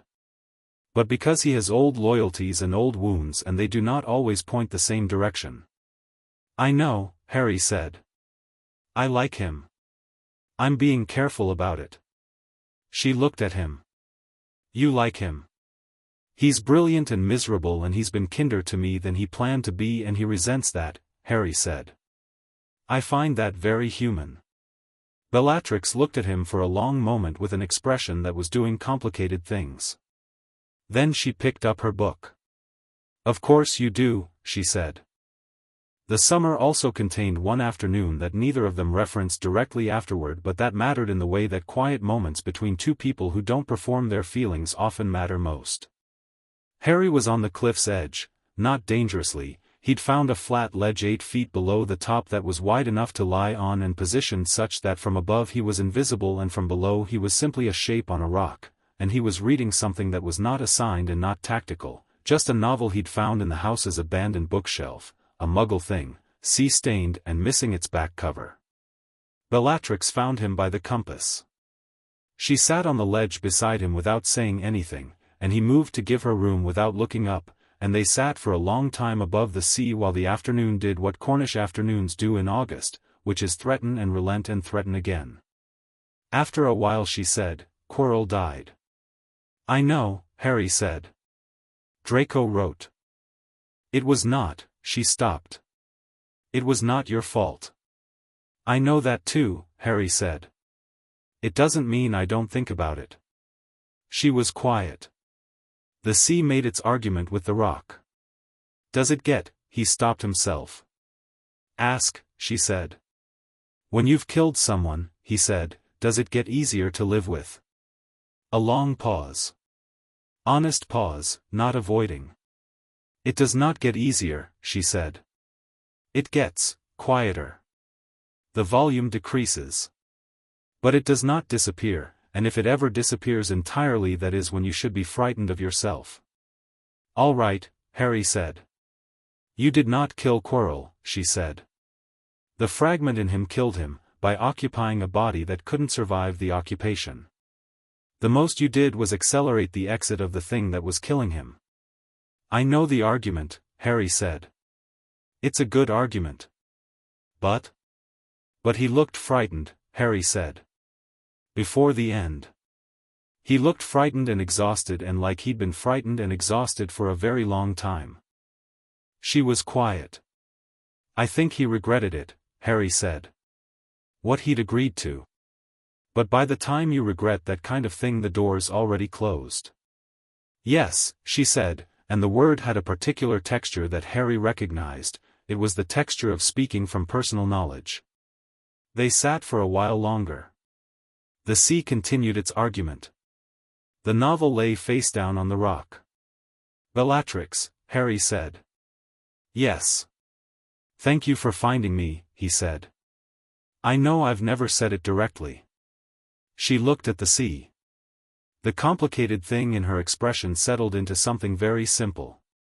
"Thank you for being worth finding," she said, which was the most Bellatrix way there was to say what she meant, and Harry understood it completely and let it be what it was.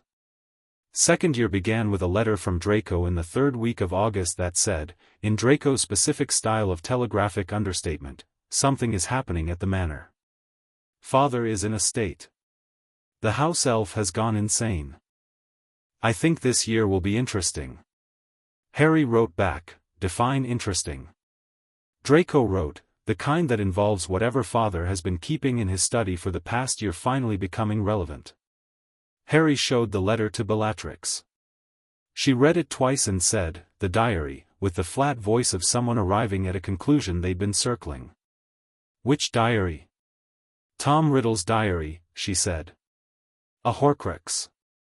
Lucius has had it for years. Riddle gave it to him before Azkaban. I knew about its existence but not where it was kept. If Lucius is," she stopped. "Lucius is going to use it. Some scheme of his own design that serves his purpose while appearing to serve Riddle's legacy." "Use it how?" Harry said. "I don't know the specifics yet," she said. "But Lucius is not a man who holds onto a tool without a plan for when to use it." She looked at the letter. "He'll move at the beginning of the year. Something public. Something that creates chaos and also allows him to demonstrate loyalty to the old cause while maintaining plausible deniability. So there's a possessed object about to be introduced to Hogwarts," Harry said. "And we don't know through whom or when.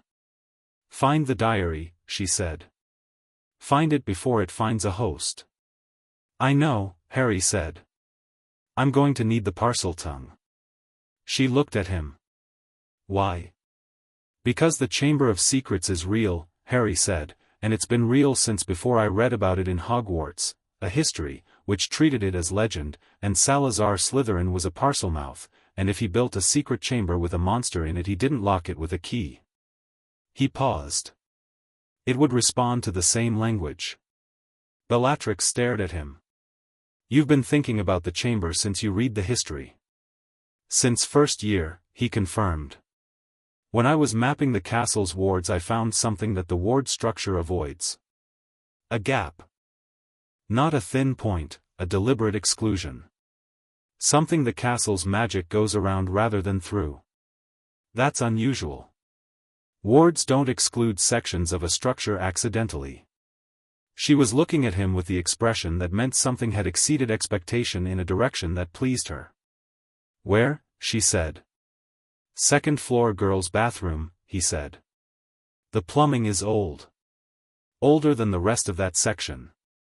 And there's a cold spot that doesn't correspond to any exterior wall. Moaning Myrtle's bathroom, she said slowly. Yes.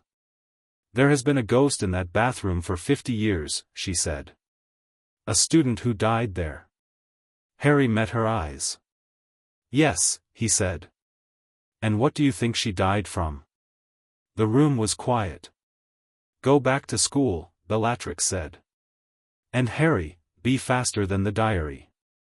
This particular Horcrux it is seductive. It presents itself as a friend to lonely people, and it learns from them, and it uses what it learns. If it finds the right host before you find it, it won't, Harry said. If it does, she said, firmly, the host is not to blame for what the diary does to them. He looked at her. I know, he said. I know exactly how easy it is to believe in something that turns out to have been using you.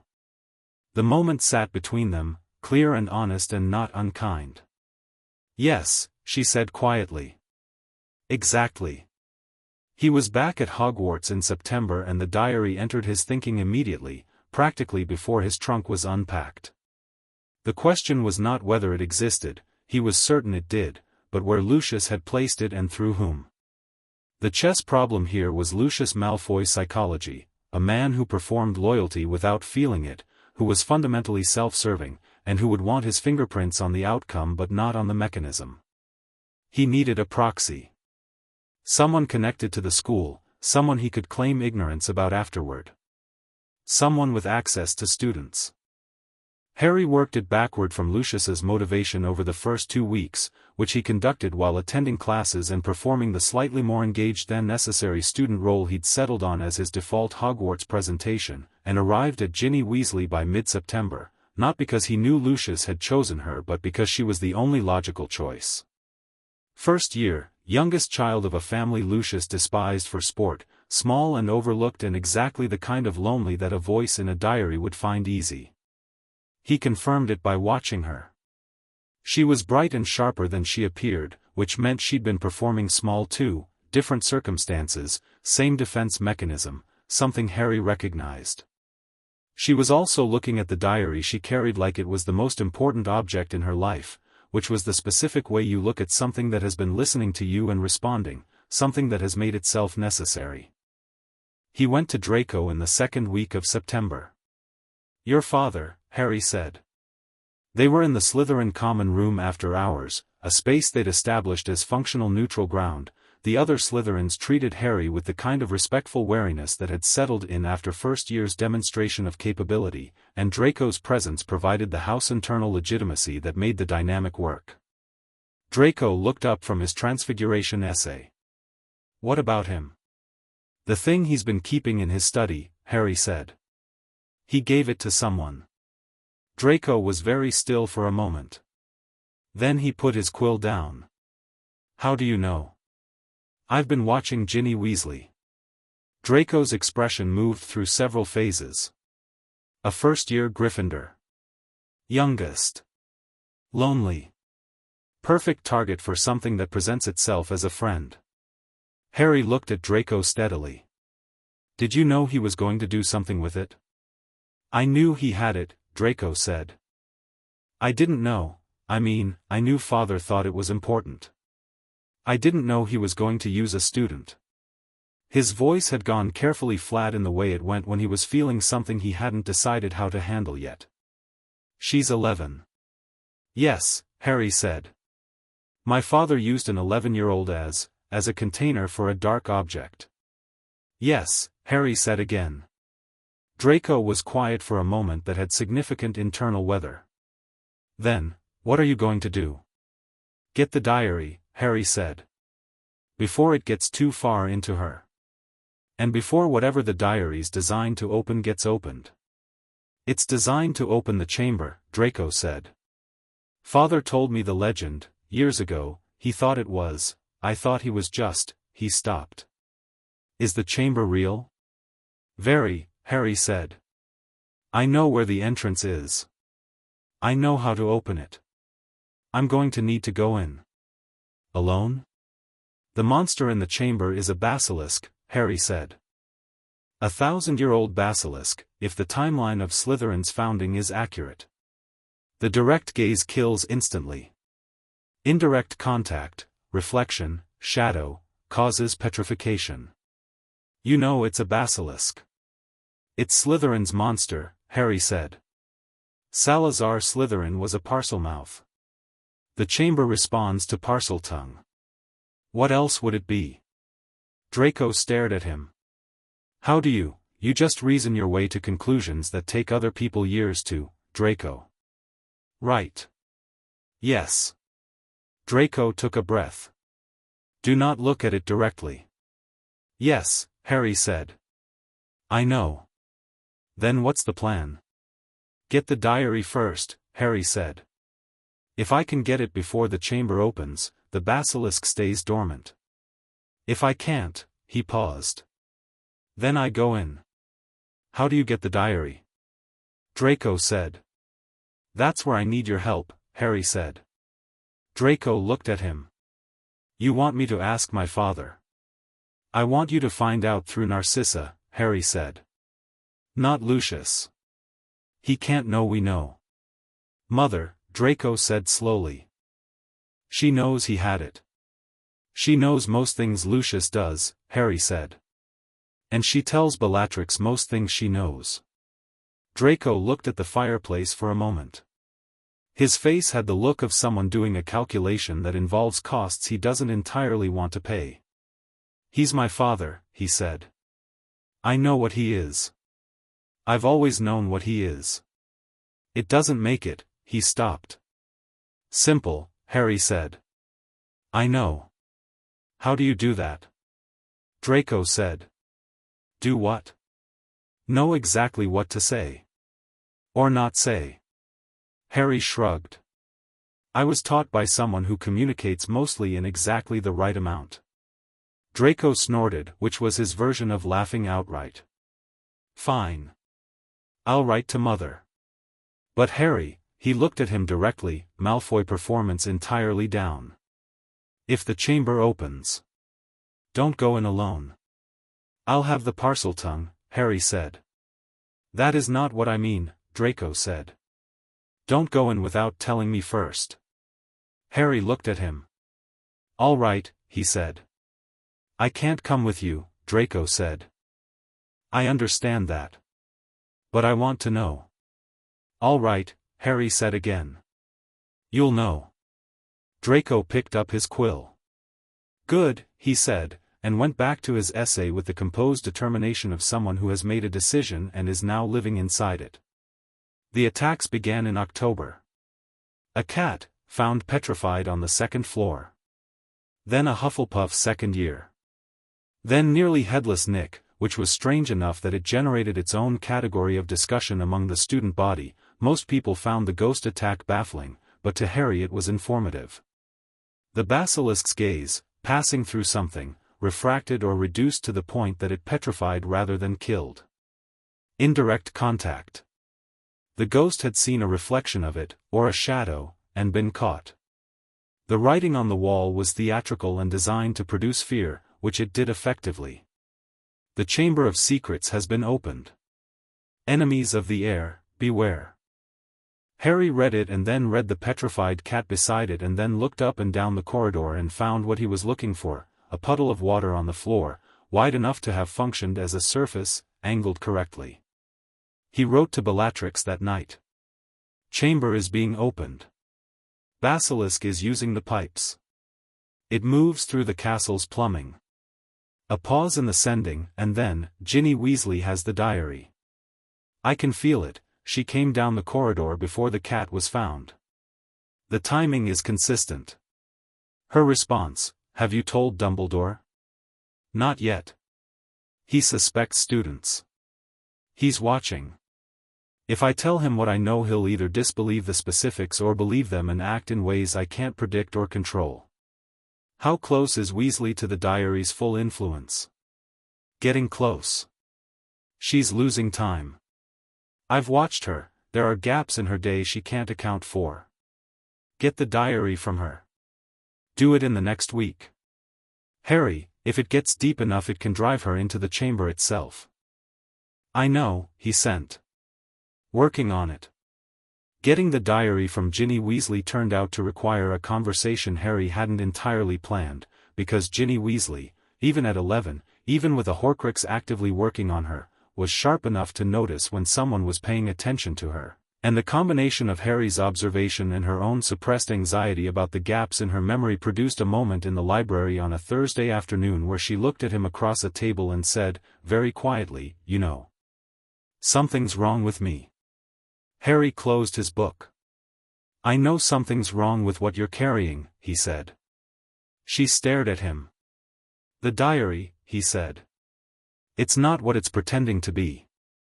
Her hand went immediately to her bag, protective, instinctive, and Harry watched the conflict on her face. "It's mine," she said. It listens. It answers. "It's the only," she stopped. "I know," Harry said.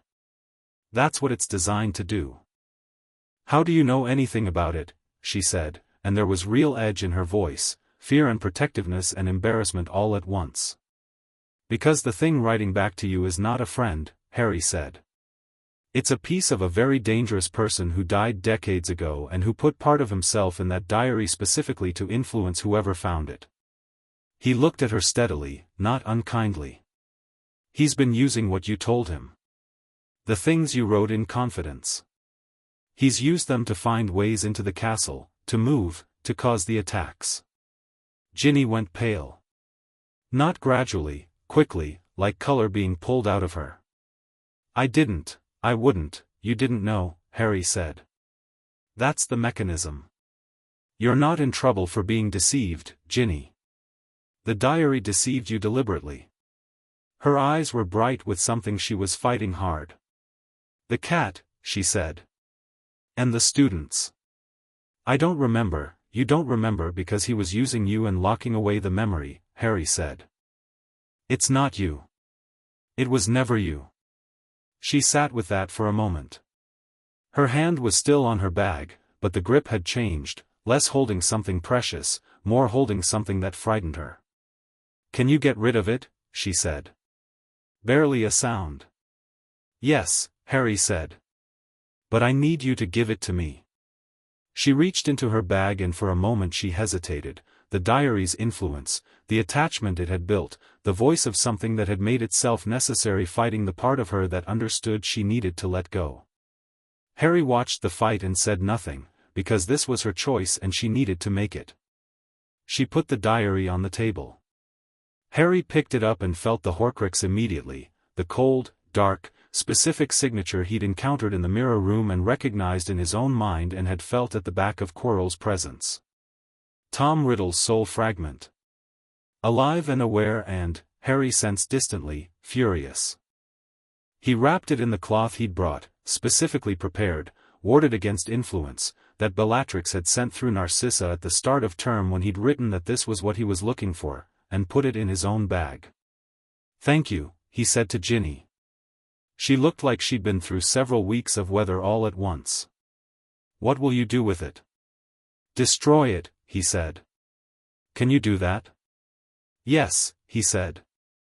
She looked at him for a moment, this 11-year-old looking at this 12-year-old with an expression that had too many things in it to categorize, and then she said, with the specific dignity of someone reclaiming something, "The thing he used me to do.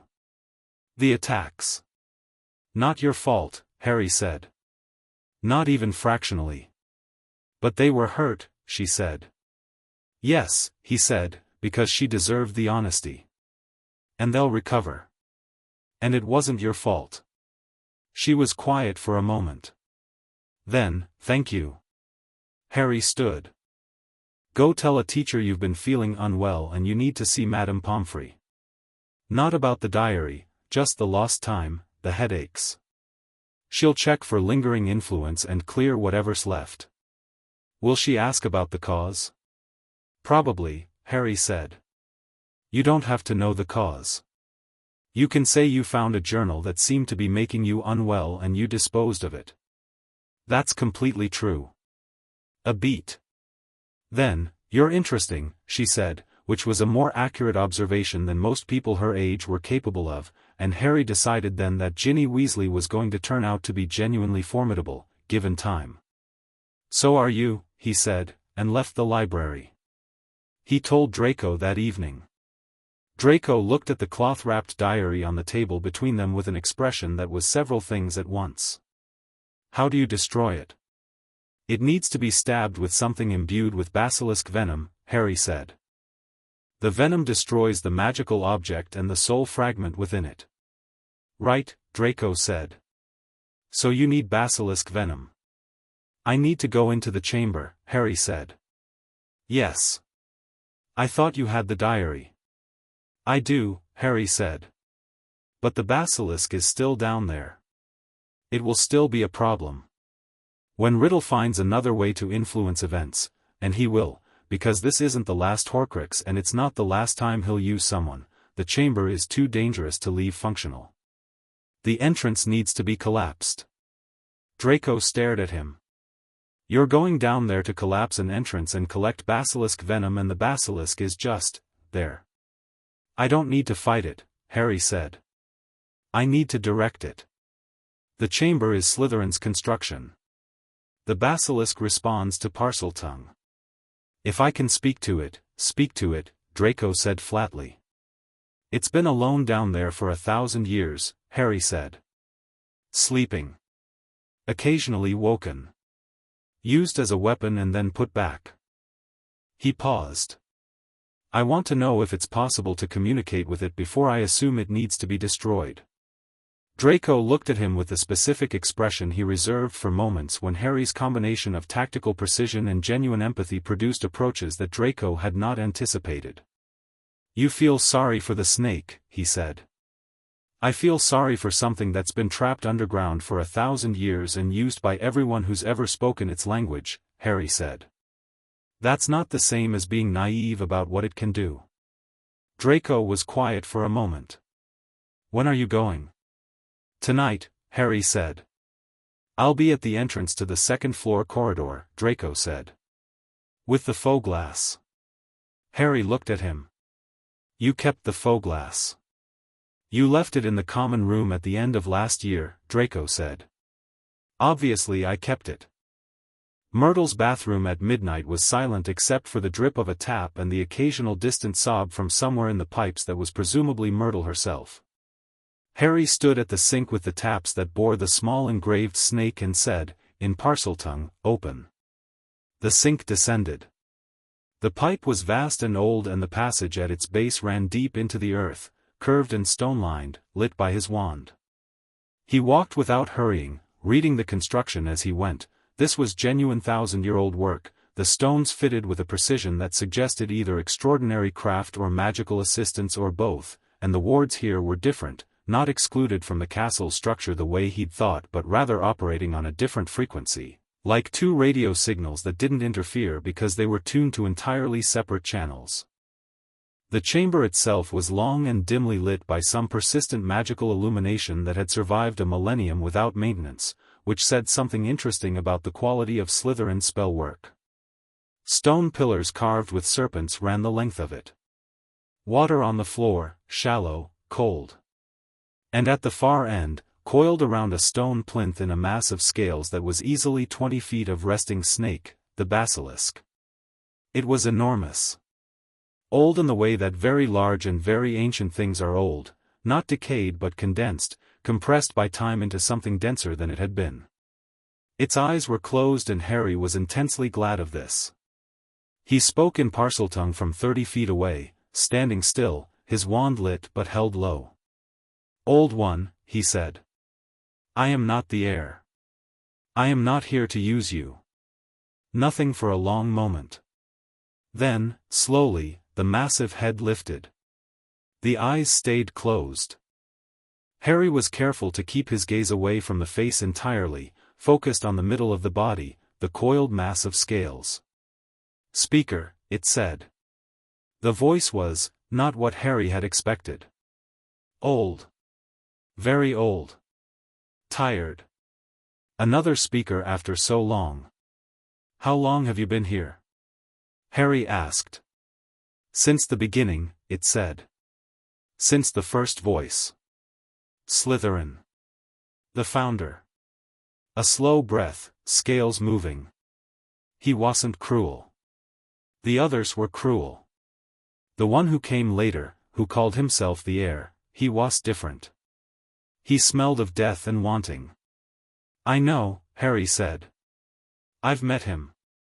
The great head turned slightly, still eyes closed, orienting toward Harry's voice. "You smell of him too," it said. "But different. Old smell and new. Two things." "Yes," Harry said. "He put a piece of himself inside me when I was very young. I'm going to remove it eventually." "Painful," the basilisk said. Not with sympathy, with the flat accuracy of something very old. "Probably," Harry agreed. "Old one, the diary that was used to wake you. It's gone. The person who carried it is safe." "I know," it said.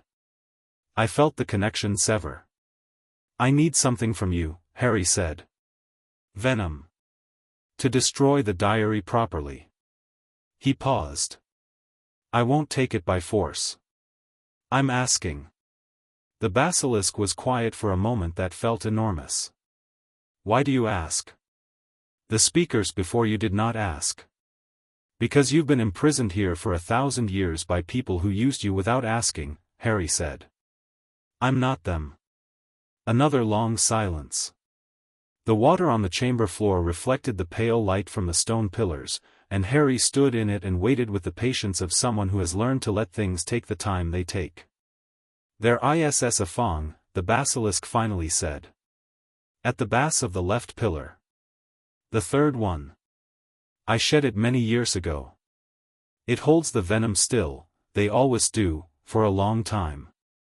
Harry moved to the third pillar and found the fong, a foot long, curved, the hollow visible at the tip. He picked it up. Felt the venom inside it, still potent, the magical signature of it sharp and dark and corrosive.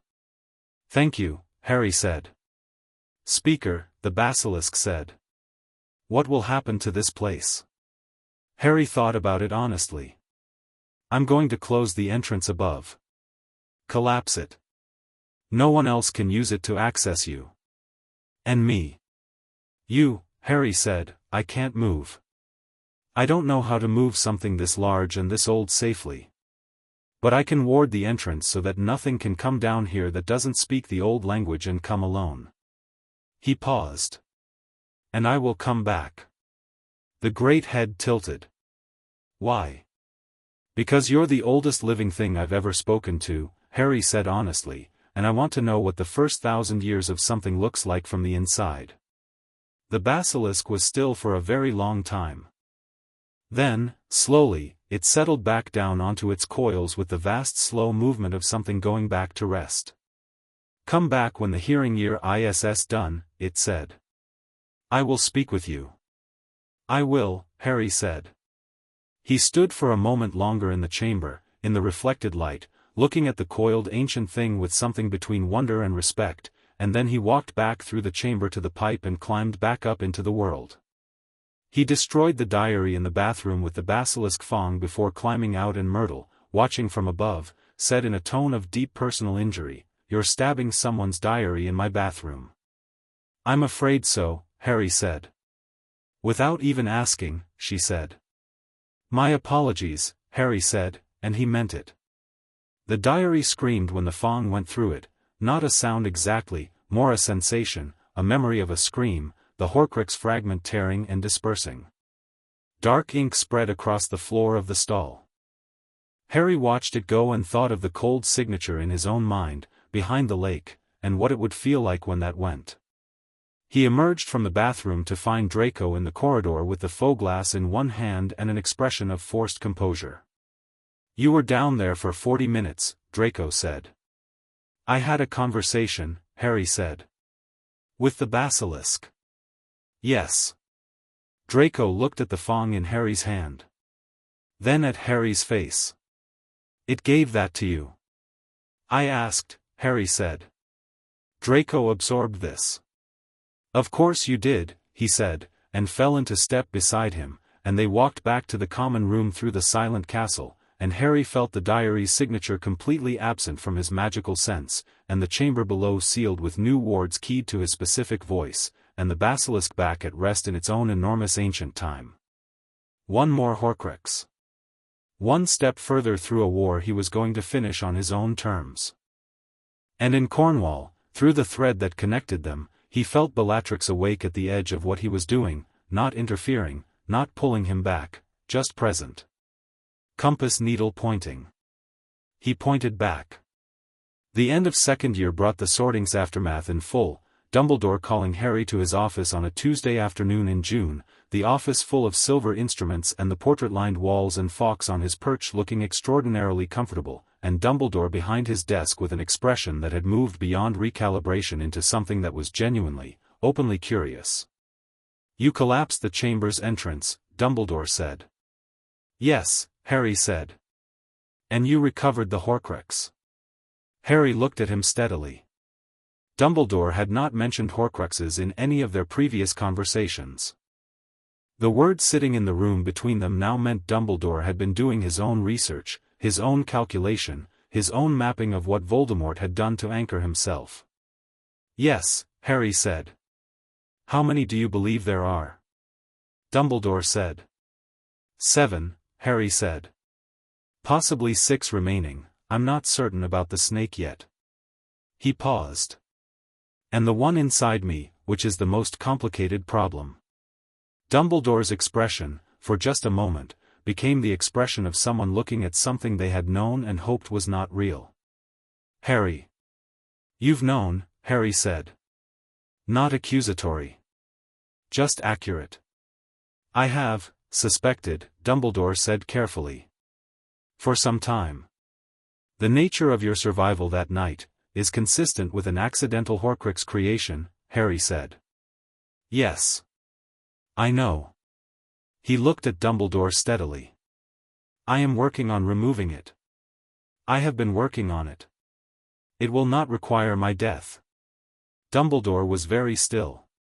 "Then, how?" "There are old magics," Harry said. "Older than Horcrux theory. My teacher has been researching them for 4 years." "Your teacher," Dumbledore said. And then, very carefully, "Harry. I need to ask you directly. The person who has been teaching you, are you certain they have your interests?" "Yes," Harry said, with the kind of certainty that doesn't invite debate. "I am absolutely certain." Dumbledore looked at him for a long moment. "I have been looking for you," he said. "Since before your first year. I knew you had been removed from the Dursleys' care. I tried to find." "I know," Harry said. "You were looking. I was found." He looked at the headmaster's face, the genuine concern there, the genuine care, the genuine calculation sitting alongside both. "I understand that you've been planning for the endgame of this war for a long time. I understand your design for it." Dumbledore did not say what his design was. He waited. "Your design requires me to die," Harry said. "To walk into Voldemort's curse voluntarily, as my mother did. To let the Horcrux inside me be destroyed along with itself." He looked at Dumbledore without anger. "I'm not going to do that. Not because I'm afraid of dying, but because it's not the only way, and you've only been solving for the ways available in your knowledge and not in mine." The room was very quiet. Fawkes made a small sound.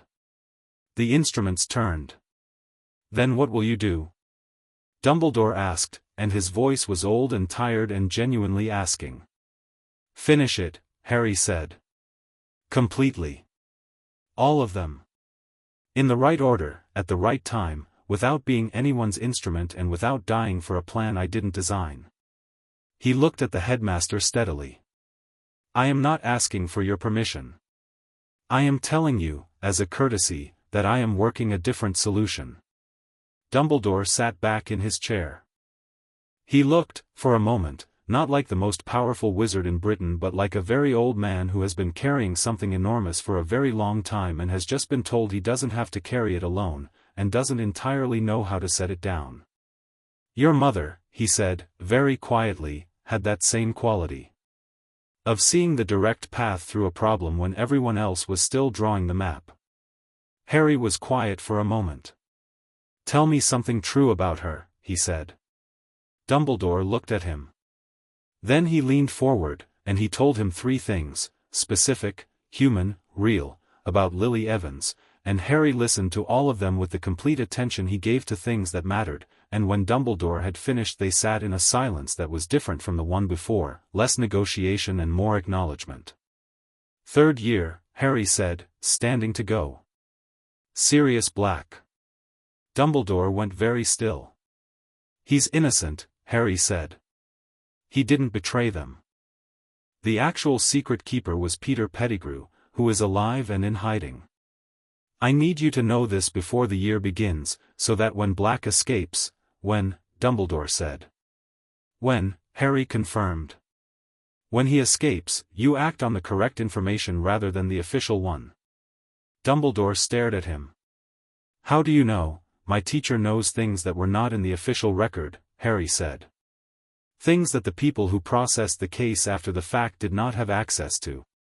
He looked at Dumbledore. Sirius Black is my godfather. He is not a murderer. Please act accordingly. He left the office. Behind him he heard Fawkes sing one note, low and long, the kind that resonates in the chest and does not immediately explain itself. 3rd year began with the news that Sirius Black had escaped Azkaban, which the Ministry treated as the most alarming event since Voldemort's fall and which Harry treated as the scheduled event it was. He'd spoken to Bellatrix about Sirius across multiple conversations over 3 years, the history between them, the complexity of it, 2 people who had grown up in the same house and gone to entirely different extremes and carried the wreckage of each other accordingly. He hated what your family stood for, Harry had said once, carefully. Yes, she'd said. He was right to. But he left, Harry had said. Yes, she'd said. And I didn't. And neither of us has ever been entirely sure who made the worst choice. The night Sirius Black's face appeared on every paper in Britain, Harry wrote to Bellatrix, he's out. Her response, I know. I felt it.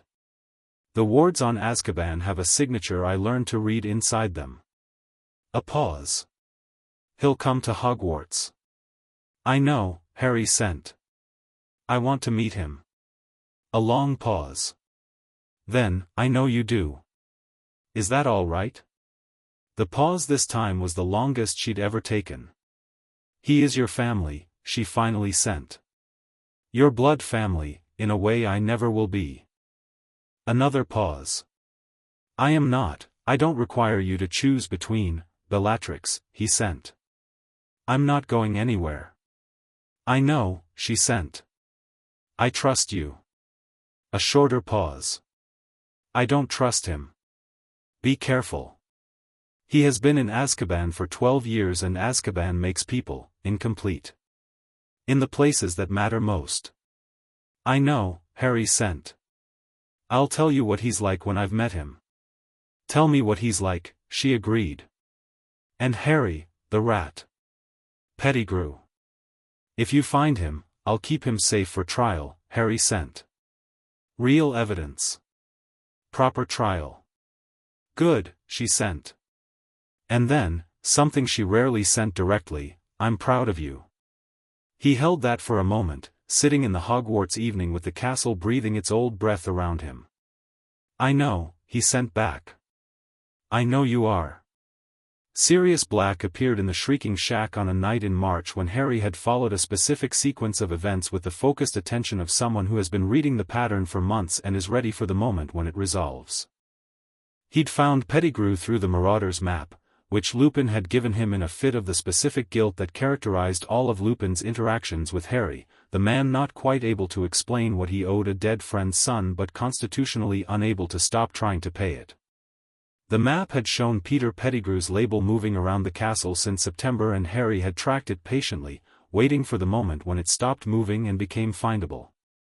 The shack was empty except for the smell of old fear and old wood, and then it wasn't empty because Sirius Black came through the wall, or through the secret passage, but he came through it with the kind of speed that said the last 12 years had not diminished him in the ways that mattered, and stopped when he saw Harry. They looked at each other.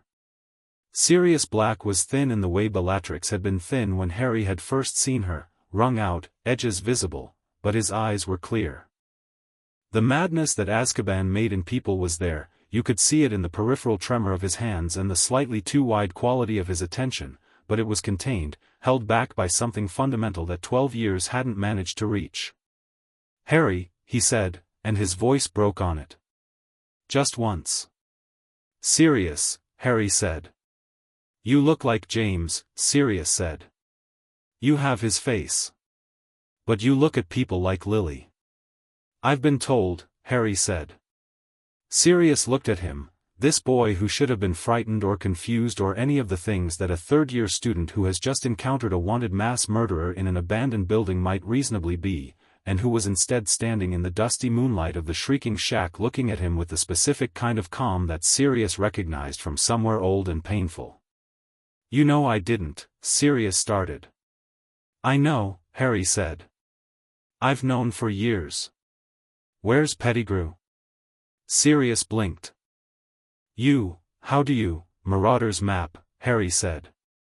"He's been on it since September. I've been watching."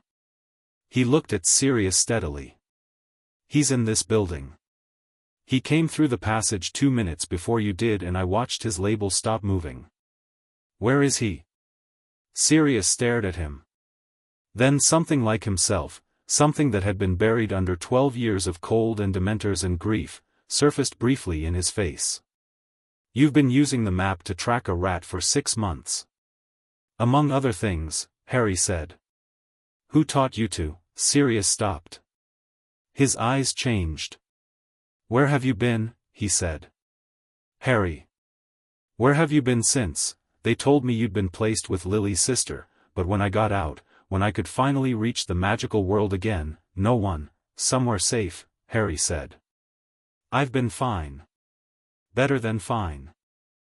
He looked at Sirius carefully, at the specific quality of the grief in his face, the one that was not about Azkaban or about the war but about 12 years of not knowing, of imagining worst-case scenarios.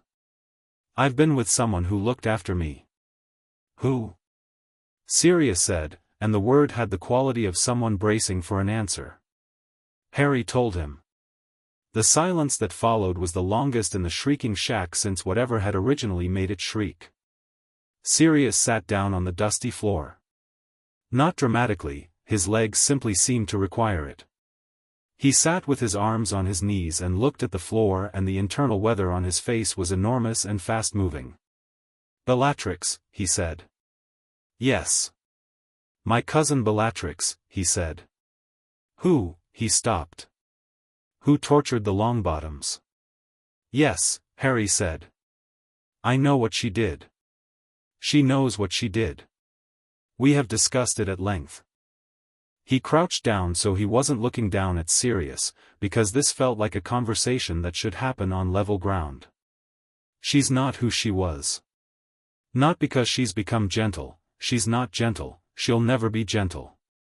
But she's not serving something terrible anymore. She chose something else." "She chose you," Sirius said. "Yes," Harry said. "And I chose her back." Sirius was quiet for a long moment. What is she to you?" "The person who pulled me out of a cupboard and decided I was worth keeping and spent 4 years teaching me everything that matters," Harry said simply. Sirius closed his eyes briefly. "Opened them." "The Dursleys, that's over," Harry said. "Has been for years." "I should have," Sirius started. You were in Azkaban, Harry said. You didn't have options. He paused. But you do now. Sirius looked at him. You're my godfather, Harry said. I want to know you. That's not complicated for me. I've had 4 years to think about it and I want to know who my father's best friend was and is. He looked at Sirius steadily. But I need you to understand something first.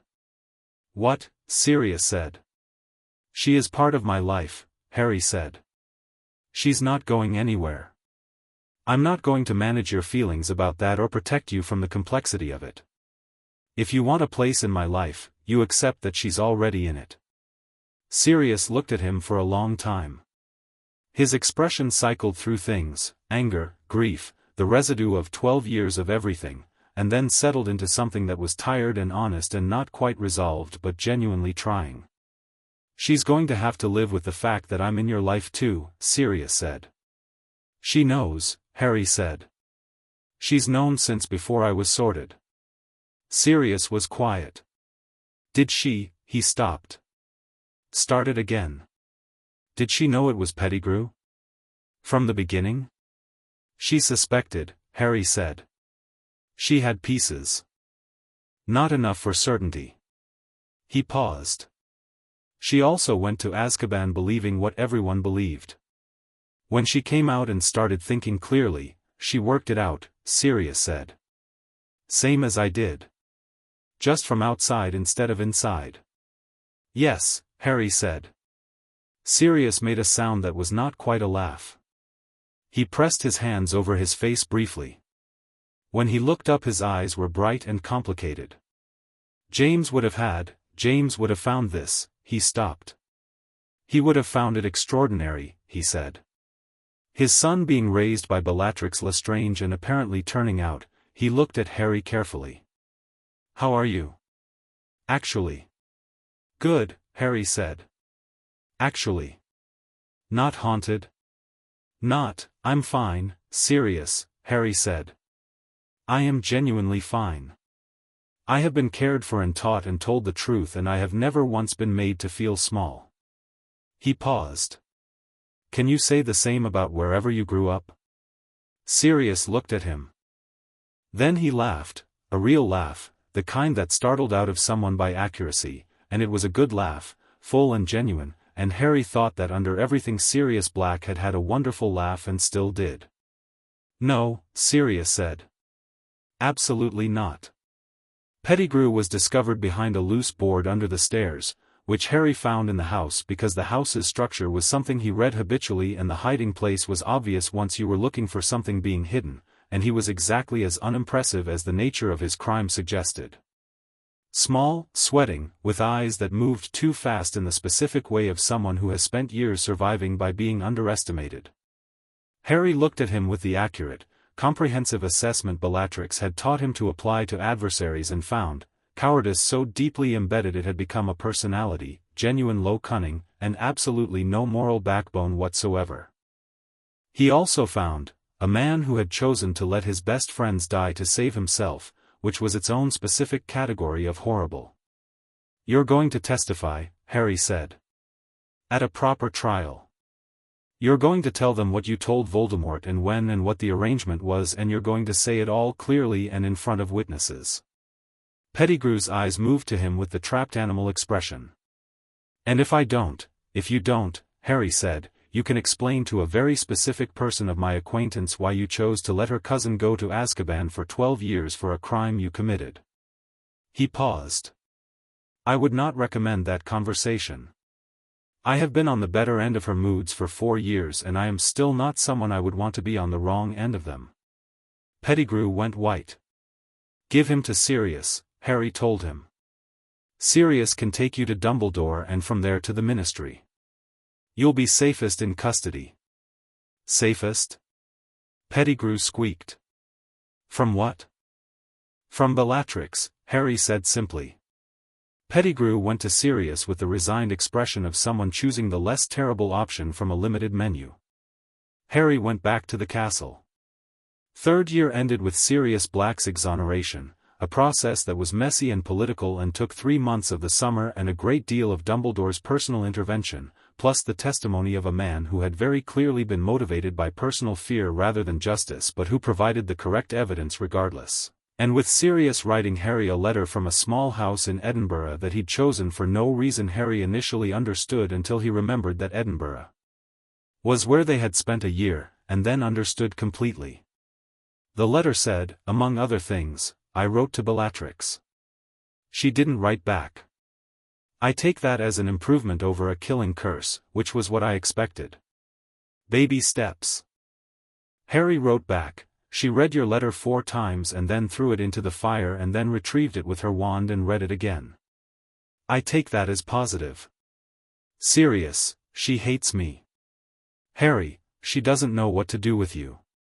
It's different." A pause in the correspondence. "Then, she raised you right. I can see it in everything you do. I want her to know Harry, tell her yourself. She reads everything twice even when she pretends she doesn't." He sent that letter to Sirius and set down his quill and looked at the Cornwall Sea and thought about war coming and Horcruxes remaining and a dark presence at the back of his mind that was getting gradually warmer in a way that was not accidental, and felt, for the first time, the full shape of what was ahead. Not with dread. With the specific, cold, comprehensive clarity of someone who has been preparing for a thing for years and can see the path through it from beginning to end. He knew what had to happen. He knew the order of it. He went to find Bellatrix.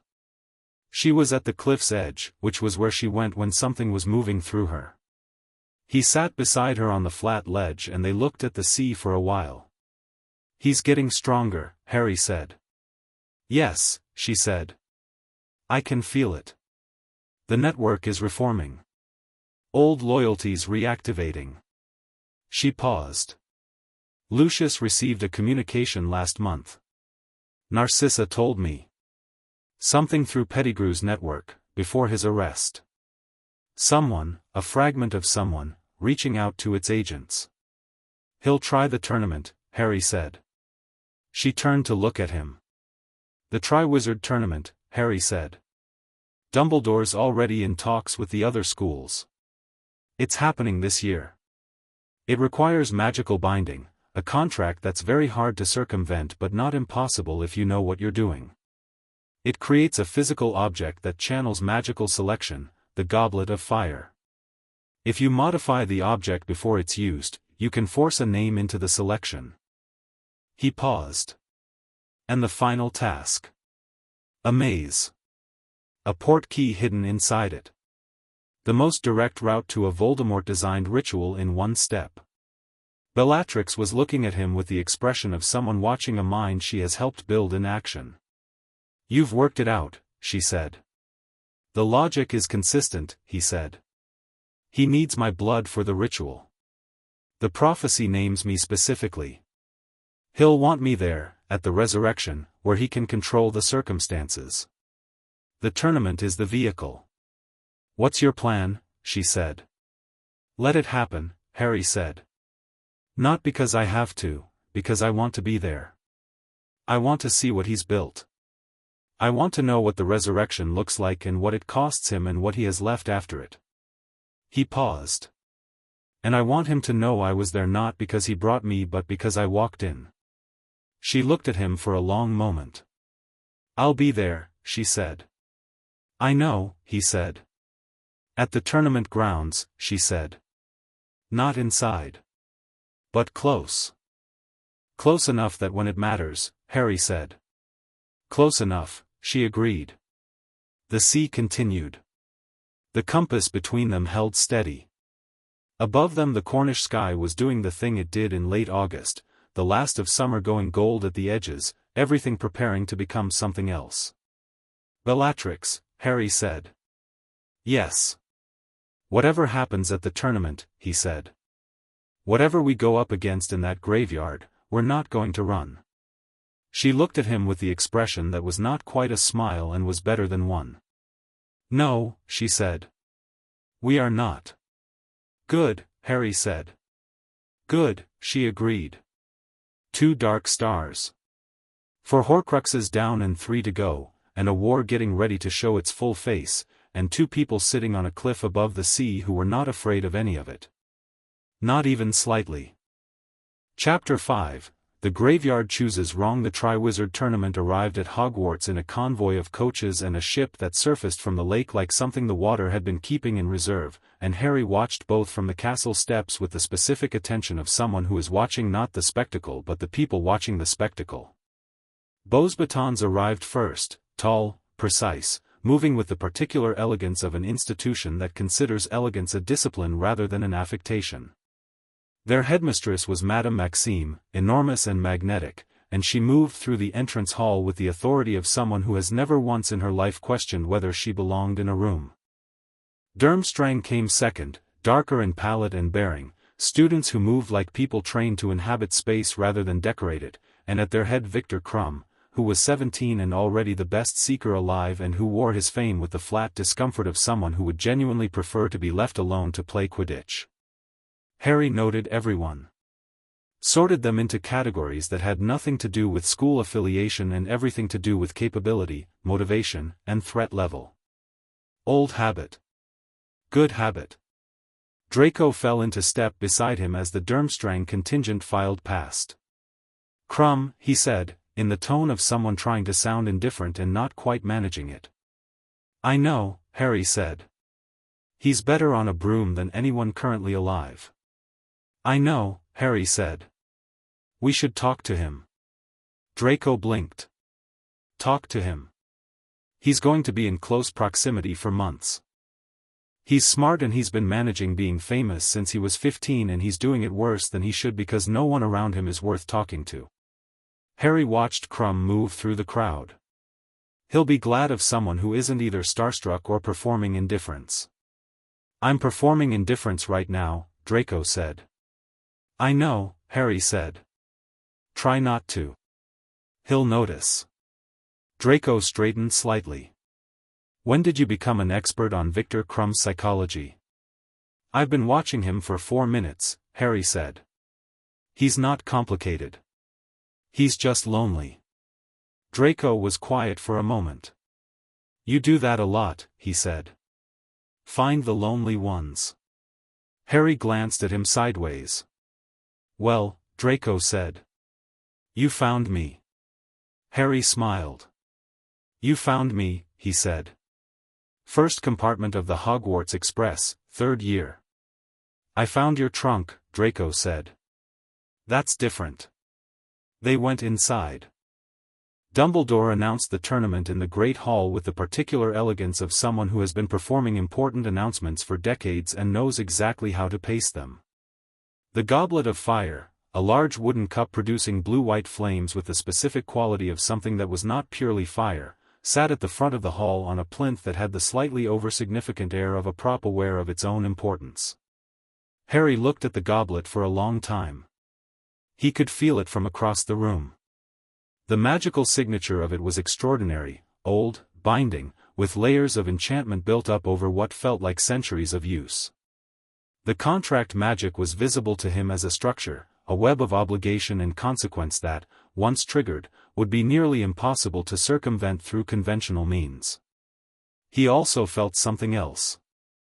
Something that hadn't been there the first time he looked at it during the announcement but was there now, on the second and third looks, a very faint additional layer, subtle enough that it would have been invisible to anyone not specifically looking for it and not sensitive enough to feel magical architecture at the level he could. Someone had been at the goblet already. He wrote to Bellatrix that night, it's already modified. Whatever they've done is subtle, a targeting addition inside the existing selection mechanism. Someone who knew the goblet's construction well enough to add a 4th school to the enchantment so the contract would bind whoever came out. Her response was immediate, Crouch. Bartemius Crouch Jr. He's not dead. Harry stared at the mirror in his hand. Explain. Barty Crouch Sr., ministry official, former head of the Department of Magical Law Enforcement, he had a son. Convicted of being a Death Eater. He died in Azkaban. A pause that had the quality of old information being reorganized. Except that he didn't. His mother was dying.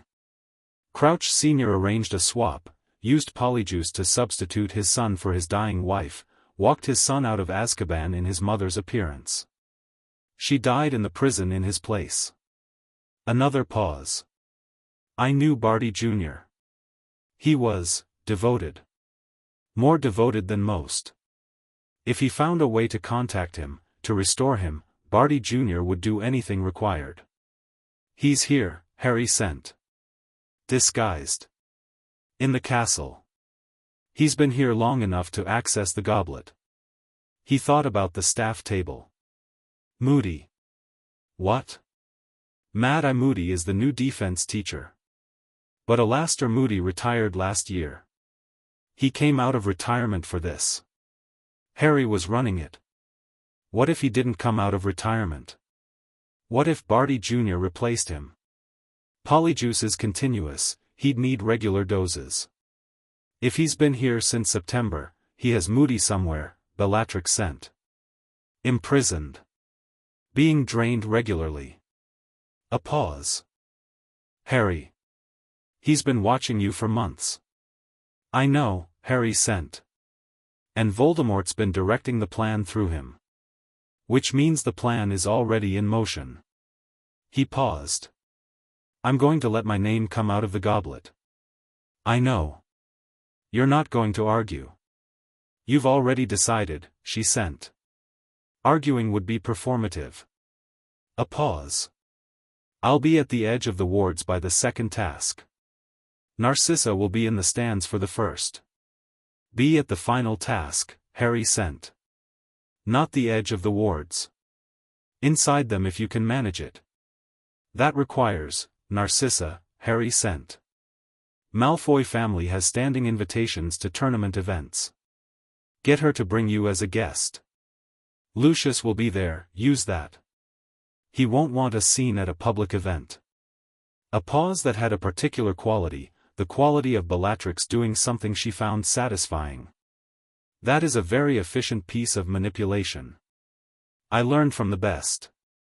Yes, she sent. You did. His name came out of the goblet on the fourth night, after the names of Cedric Diggory, Fleur Delacour, and Victor Crumb had already been drawn and the hall had returned to its post-announcement buzz. The goblet flared one more time, unexpected, and the scrap of parchment drifted out with Harry Potter written on it in letters that looked slightly different from the other three, slightly more deliberate, the way Force things look when examined carefully. Dumbledore read it and his face did the complicated thing. McGonagall went pale in a way that translated as fury. Snape's expression was unreadable but his eyes moved to Harry immediately and stayed there, which meant he was already calculating. Harry felt the contract bind the moment Dumbledore read his name aloud. The magical obligation settled on him like a second skin, not painful, not even unpleasant, but undeniably present. An anchor. A thread back to the goblet. He walked to the front of the hall with the calm of someone fulfilling an appointment he'd scheduled himself.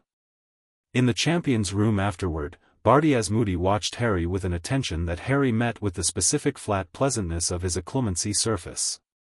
Still water. Nothing below. He felt the probe, subtle, practiced, the legitimacy of someone who was very good at it, and let it find the lake and no further. Doesn't bother you, Barty said, not really a question. Being entered. Lots of things don't bother me, Harry said, pleasantly. Barty looked at him. The moody face was good, genuinely good, the surface detail perfect, the mannerism accurate. Harry had the sense of it only because he knew what to look for, the slight over-precision in the movements of someone performing rather than inhabiting. You're not surprised, Barty said. I'm very rarely surprised, Harry said. I find it's better to anticipate. He watched something move behind Barty's borrowed eyes. Uncertainty, very briefly, before it was suppressed. Cedric Diggory appeared at Harry's shoulder with the expression of someone who had found the situation confusing and was trying to resolve it with fairness. I think there's been a mistake, he said. Someone entered his name without his knowledge. He's 14. I appreciate that, Harry said to Cedric. But the contract's bound. It doesn't matter how the name got there. Cedric looked at him carefully. You're very calm about this. I'm always calm, Harry said. Cedric absorbed this. He was tall and genuinely kind in the way that wasn't performed, the kind that had simply always been there, built into the structure of him. Harry liked him immediately in the comprehensive, uncomplicated way he occasionally liked people. If there's anything I can do, Cedric said, to help. Given the circumstances. I'll remember that, Harry said. And same to you. Cedric nodded. He glanced at Harry's Slytherin robes, clocked something, the fact that Harry was a Slytherin who had not once in the conversation performed anything or posited anything or reached for anything, and nodded again with a slightly more complete understanding. Same, he said. He told Draco the full picture that night. Not in pieces, not in implications, the whole thing, in sequence, because Draco had asked to know things in advance and Harry had promised he would, and promises made to people who had stood at warding doors at midnight with faux glasses were the kind that mattered. Draco listened to all of it with the expression of someone listening to a very long proof and checking each step. When Harry finished, Draco was quiet for a long moment. Barty Crouch Jr., he said. In the castle. In the defense position. All year. Yes. And the final task is a portkey. Yes. To a graveyard. Most likely, Harry said. It's the most efficient location for the ritual. Existing magical infrastructure, old wards, old ground, a specific headstone that he's been tied to since before I was born. Riddle, Draco said. His father's grave. Yes. Tom Riddle Sr. is buried in Little Hangleton. The ritual requires a specific set of components, bone of the father, flesh of a servant, blood of an enemy. He paused. My blood. That's the enemy component. Draco looked at him steadily. He needs you alive. For the ritual, Harry said. Not after. And you're going to let this happen. I'm going to walk into a graveyard where Voldemort is going to be resurrected, Harry said, with the full knowledge of what I'm walking into, and I'm going to let the resurrection happen, and then I'm going to have a conversation with him that begins where the one in the mirror room left off. Draco stared at him. You stopped him at 11 with a first-year's spell arsenal. I had more than a first-year's arsenal, Harry said. And I've had 3 more years since. He'll be fully restored, Draco said. Not a fragment in a dead man's skull. Fully restored, with his full power, with his Death Eaters around him. Yes, Harry said. I know. And you think you can? I think Bellatrix will be inside the tournament wards by the final task, Harry said. I think the Death Eaters he calls will be people who have spent 12 years without their master and who will be performing loyalty under the enormous social pressure of his return while actually being frightened and disoriented and not at peak capability. And I think that Voldemort has never in his life encountered someone who walked into the trap willingly and wasn't afraid. Draco was quiet. He's going to expect me to be desperate, Harry said. To be looking for escape, to be bargaining, to be frightened. When I'm not any of those things it will confuse him. And confused is a state I can work with. Draco looked at him for a long, long moment. Then he said, I want to be there.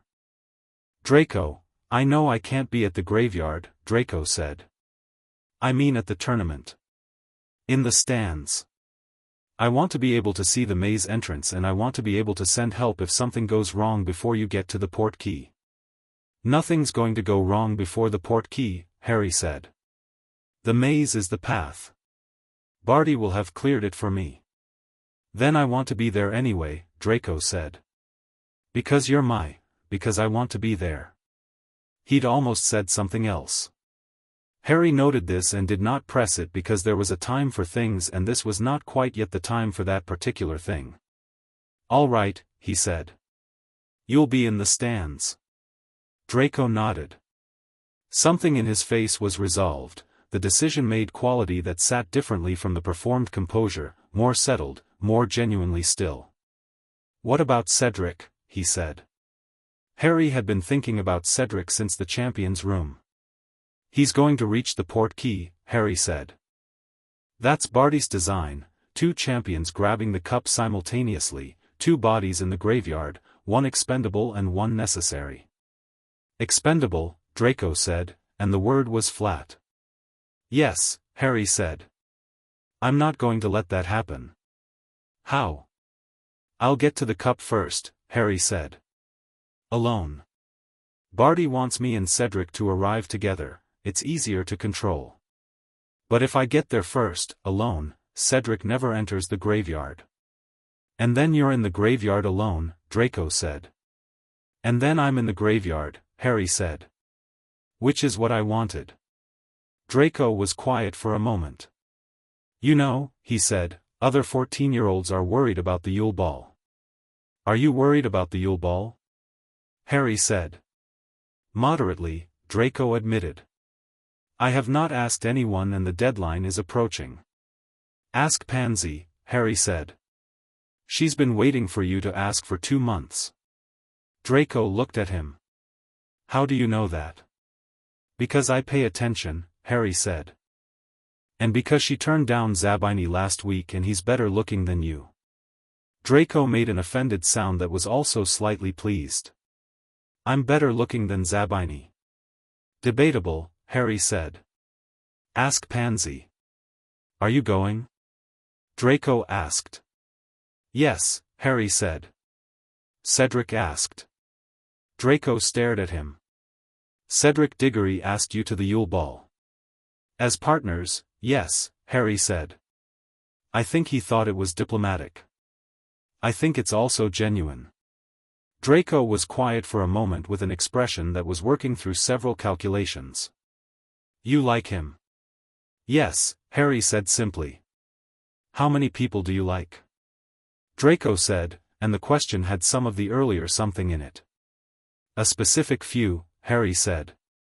And those ones I like completely. Draco was quiet.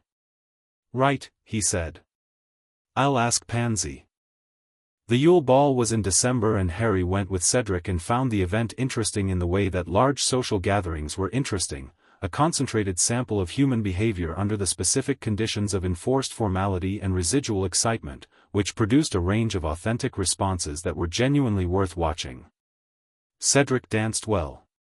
Harry danced adequately, which was better than most people there because Bellatrix had insisted on it 3 years ago on the basis that knowing how to move in formal situations was a tactical advantage and also just useful. He had said at the time that he didn't expect to attend many formal events and she had said that people who say that are always the ones who end up attending the most formal events and she had been right, as she frequently was. You're watching everyone, Cedric said, during a break from the dancing, standing at the edge of the hall with 2 cups of something sparkling. Habit, Harry said. Not anxiously, Cedric said. Like you're reading something. Also habit, Harry said. Cedric looked at him with the open, genuine curiosity that was characteristic. How did you end up, I mean? You're not like most Slytherins. How are most Slytherins? Harry said. Performing something, Cedric said. You're not performing anything. I used to, Harry said. Briefly. I was taught that performance is a kind of lying. Who taught you that? My teacher, Harry said. The one who raised me. Cedric absorbed this. He was the kind of person who absorbed information about other people with the genuine interest of someone who finds people actually interesting, which was rarer than it should have been. Are they here? At the tournament? Not tonight, Harry said. Soon. Cedric looked at him carefully. You're not worried about the tournament? No. The final task, I'm ready for the final task, Harry said. Cedric. He turned to look at him directly. I need to tell you something and I need you to trust me. Cedric went slightly still in the way that people who have good instincts go still when good instincts are triggered. All right, he said. The tournament has been interfered with, Harry said. My name in the goblet was deliberate. There's someone in the castle, disguised, who has been managing the outcome toward a specific end. The final task is a vehicle. He paused. The cup inside the maze is a portkey. To somewhere very dangerous. Cedric was very still for a moment. You're telling me this so I don't touch it. I'm telling you this so you understand what's happening, Harry said. I'm going in. I want to go in. But you, Cedric, you need to trust me when I say that the person responsible for this designed it with both of us reaching the cup simultaneously, and the outcome they planned for is not one you survive. Cedric's expression was careful and serious and not afraid. They're going to kill me, he said. That's the plan, Harry said. I'm changing the plan. By getting there first, Cedric said. Yes. Alone, Cedric said. Yes. Cedric was quiet for a long moment. Around them the ball continued, music and light and people dancing in the particular suspended happiness of a celebration that exists inside a larger difficulty. What about you? He said. If the cup is a portkey to somewhere dangerous, I'll be fine, Harry said. You keep saying that, Cedric said, and there was something slightly exasperated and slightly fond in it. Because I keep meaning it, Harry said. Cedric looked at him for a moment longer. Then, tell me what I should do. During the final task. If you go in first and I'm still in the maze. Take a while to navigate it, Harry said. Don't rush. Give me time to do whatever you're going to do, Cedric said. Yes. And if you don't come back, Cedric said. Not as a challenge. As a real question, from someone thinking clearly. Get Dumbledore immediately, Harry said. Tell him everything I just told you. He'll know what to do with it. Cedric nodded. He turned his cup in his hands, the habit, Harry thought, that showed up in people when they were feeling the weight of something real. Be careful, he said. I'm always careful, Harry said. You're also always about to do something dramatic, Cedric said, and Harry laughed, a real one, surprised out of him, and Cedric laughed too, and for a moment in the ball's suspended light they were just two people who liked each other at a dance, and that was good, and Harry let it be good. The Veela heritage announced itself fully on a Tuesday afternoon in February. Harry was in the library working through a theoretical problem in advanced ward breaking when it happened, not dramatically, not with fire or visible light, but with the quality of something turning on that had previously been running at low capacity. A shift in his own magical signature, subtle but comprehensive, that he felt from the inside as a kind of expansion, as if the thing that had always been slightly too large for the container had finally been given a larger container. He sat with it for a moment, aware of it the way you're aware of a new piece of furniture in a familiar room, not strange, not alarming, just definitively present. He wrote to Bellatrix that evening. Something happened today. She knew immediately. How does it feel? Like more room, he sent. Like something that's been slightly compressed has room to be its actual size. Yes, she sent. That's exactly it. A pause. Harry, the Veela heritage in you is not the same as mine. I've been watching for it since you were 7 and it's been present in your magical signature since approximately age 9, when your wandless casting shifted. Harry stared at the mirror. I have it. A version of it, she sent. Through the night Riddle tried to kill you. The magic of your mother's sacrifice created something in you, and something in me reached toward it and recognized it and, she paused. I don't know the exact mechanism. But the heritage that is in me, dormant dark old, called to something already present in you and over 4 years of proximity it has developed. It's not a bloodline thing, Harry sent. In me. It was activated by proximity and bond, she sent. It has no precedent in anything I have read. Which means we are making a new entry in the relevant literature. Harry looked at his hands. The expansion was still there, warm, certain, the thing that was always behind his ribs given its full dimension. He cast a small spell, just a warming charm, nothing significant, and the precision of it was different. Not stronger exactly. More specific. Like the difference between painting with a broad brush and painting with the exact instrument for the exact purpose. What does it change? He sent. Everything you could already do becomes more efficient, she sent. The Veela heritage is not a power source, it is a quality enhancer. It clarifies intention. The magic does more precisely what you intend it to do, with less waste. A pause. And the predatory aspect. The part that responds to threat. I already have that, Harry sent. You have an instinct, she sent. Now you have something more. Show me, he sent. When you're here for the tournament. I will show you everything, she sent. We will have to compare what mine does and what yours does and where they diverge, because I suspect yours does different things. Different how? Mine responds to threat with fire, she sent. Yours, I think, responds to threat with precision. A pause. Which is more frightening, actually? Harry thought about it. Why? Because fire is visible, she sent. Precision is not. The first task had been the dragons. Harry had found the dragon assignment through his snake network 3 days before the task, which gave him time to think, which was all he ever needed.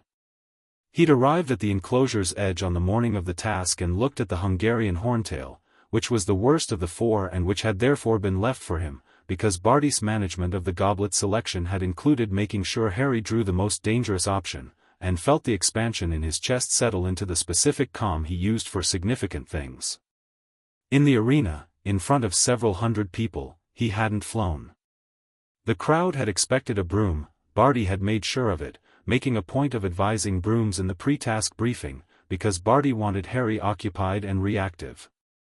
He walked to the center of the arena, faced the horntail across 40 feet of rocky ground, and spoke to it. Not in Parseltongue. Dragons were not snakes, were not Parseltongue adjacent.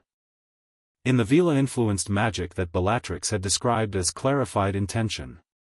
He stood in the arena and he felt the expansion settle and he looked at the dragon with absolute, uncomplicated attention, and he said, not words, but the clearest possible version of a single concept, I am not a threat. I am not here to hurt you. Your egg is here and you will keep it. The horntail stared at him with its enormous gold-black eyes. The crowd was silent in the specific way of hundreds of people watching something outside their experience category. Harry walked forward. The horntail lowered her head, not submissively, she was not a submissive animal, but with the specific movement of something that has recalculated the situation. He walked past her to the golden egg among the clutch, picked it up, and walked back out. The horntail watched him the entire way. In the judges' stand, the scores were all perfect except for Karkaroff's, who gave him an 8 out of spite, which everyone could see was spite and which therefore scored him higher socially than a 10 would have.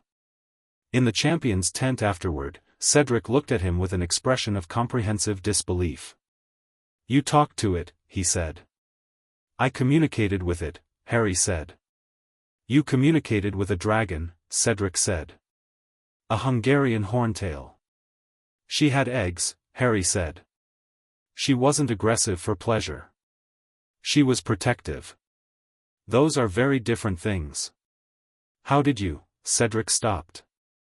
Never mind. It doesn't matter how. Are you going to be this absurd in all 3 tasks? Probably, Harry said. Cedric covered his face with one hand.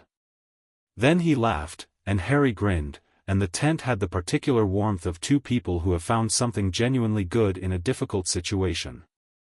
The second task was the lake, and Harry went into it with gillyweed he'd identified as the correct solution 2 months earlier and retrieved from Neville Longbottom's book via a conversation about plant properties that Neville had found intellectually engaging and had not connected to task preparation, which Harry felt slightly bad about and also didn't, because Neville had genuinely enjoyed talking about plants and it was the most animated Harry had seen him in a year. What he found at the bottom of the lake was unexpected. The hostages were Muggle and magical acquaintances of each champion, Ron Weasley for some reason, Hermione Granger who he'd met briefly and found astonishingly competent, a girl he didn't know, and Gabrielle Delacour. 4 people held in enchanted sleep. 3 other champions also in the water, each oriented toward their own person. Harry retrieved his hostage, Hermione, because the arrangement appeared to be friends and Hermione Granger had been the most intellectually compatible person he'd met in his year at Hogwarts outside of Draco, and this confirmed something he'd suspected, and then stopped. Fleur Delacour was not there. Her path to Gabrielle had been blocked, a Grindylow attack, he deduced from the trail it had left through the kelp bed. No one was going for the youngest child. Harry looked at Gabrielle Delacour, very small and very still in the enchanted water, and collected her too. He surfaced holding both of them, and the crowd's response had a different quality than the dragon task, louder and less certain, the sound of people watching someone do something outside the expected parameters and not being entirely sure what the parameters were for reacting. He let Hermione go and held Gabrielle until Fleur, coming up panicked and spluttering from her Grindylow encounter, reached him and took her sister with an expression of such naked relief and gratitude that Harry found it more moving than he expected. "Merci," Fleur said. Just that. But the word had an entire architectural structure of feeling behind it. "Your path was blocked," Harry said. "Someone had to." She looked at him for a moment, this woman who was a quarter Veela and could feel, Harry thought, the expansion in his own signature, something recognizing something else across the water. "You are not ordinary," she said. "I know," Harry said. "Good luck with your final task." She looked at him for another moment. "You are very young," she said, and it was not condescending, it was concerned, and Harry appreciated the distinction. "I know that too," he said, and swam to shore. Narcissa appeared in the tournament stands on the morning of the final task with Bellatrix beside her, Bellatrix wearing glamour-modified features and Narcissa Malfoy's guest status as cover, and Harry found them in the crowd with the compass before he'd even looked up. He was standing with the other champions in the area before the maze entrance, and he turned his head and there they were, Narcissa in her usual composed elegance and Bellatrix in glamour that was good enough for a casual look and not good enough for anyone who knew her face, which among the general tournament crowd was no one. Their eyes met across the crowd. He hadn't seen her since August. 4 months of mirror communication and the thread between them, which was different from presence, different from standing in the same space and feeling the actual weight of another person's reality. She looked well. Not the wrung-out thinness of when he'd first seen her in a Surrey hallway but something fuller, harder, more consolidated. 7 years of being her own thing rather than someone's instrument had produced the version of her that had always been there under the performance, and it was extraordinary. She gave him one small nod. Just that. The Bellatrix version of everything she wasn't going to say in a crowd. He looked back at the maze. Barty, in Moody's form, was running the final briefing, pointing out the rules, the scoring, the flag system. Harry listened with half his attention and used the other half to plan. The maze was dense and warded and Barty had modified it. He could feel the modifications, the areas that had been specifically configured to funnel champions toward the center along paths that would keep Cedric occupied and Harry moving fast. Barty wanted them to arrive together. Harry was not going to arrive together. Cedric was standing beside him, and without looking at him Harry said, quietly, "I'm going fast. Don't follow me." "I know," Cedric said, equally quiet. "Be careful. You said that at the ball." "You were dramatic at the ball too," Cedric said. "Stop." "Good luck," Cedric said. The cannon sounded and Harry went into the maze. He moved fast. Not recklessly, deliberately, with the specific pace of someone who has mapped the most direct route and is now executing it. The maze creatures, blast-ended scroots, a sphinx, a boggart, were obstacles he passed with the minimum engagement required because minimum engagement was fastest and time was the variable. The sphinx asked a riddle Harry answered in 6 seconds. The scroot he redirected with a warding cast that took 2. The boggart he dismissed with something that was not the standard ridiculous, the boggart saw Harry and produced Bellatrix's dead face, because of course it did, that was his deepest fear, and Harry looked at the boggart's offering and felt the expansion settle into ice and said, in a voice that had no wobble in it at all, "She's not dead. She's in the stands. You have the wrong fear." The boggart cycled and produced Voldemort, and Harry blasted it out of his way because Voldemort was not a fear, he was a scheduled appointment. He reached the center in 11 minutes. The Triwizard Cup sat on a plinth in a small clearing in the heart of the maze, glowing faintly, the portkey enchantment running through it visible to his magical sense like a thread pulled taut towards somewhere else. He stood in front of it and checked his bearings. The compass pointing into the crowd, behind him, steady. The thread and the cup pulling forward into somewhere dark. He rolled his neck once, settled the expansion in his chest, and took the cup. The portkey dropped him in a graveyard. Little Hangleton was dark and still and smelled of cut grass and old stone, and the sky above it was very clear with the specific clarity of a cold night that has no interest in being anything but exactly what it is. The Riddle family grave was where it should be, large, marble, the name worn but legible. Wormtail was there, holding a bundle that was shrunken and wrong, and Wormtail looked at Harry with the expression of a man who has committed to a course of action and is now too far in to exit gracefully. "Hold him," said the thing in the bundle, and the voice was the same one Harry had heard in the mirror room, through Quirrell's mouth, reduced, compressed, the enormous darkness of it squeezed into a shape that was barely sufficient to contain it. Wormtail bound Harry to the headstone with quick, efficient cords of magic, and Harry let him. He was watching the ritual preparation and learning it, cataloguing every component and gesture, because watching Tom Riddle complete his own resurrection was information Harry intended to have. The cauldron. The bone from the grave, Wormtail's gesture there, the reverence and the revulsion mixed. Wormtail's own flesh next, the hand that fell into the cauldron with a sound Harry would have found disturbing if he hadn't been occupied. And then Wormtail approaching with a knife. Blood of the enemy, forcibly taken. The knife cut Harry's arm and Wormtail collected the blood with the specific care of someone handling something irreplaceable, and Harry watched it go into the cauldron and felt, through the scar, through the door in the lake, through the accidental Horcrux fragment, the ritual's pull, the dark mechanics of restoration assembling themselves. The cauldron boiled white. The thing in the bundle dissolved into it. And something began to rise. Harry watched Tom Riddle take form. It was extraordinary, in the specific way that terrible things done with genuine craft are extraordinary.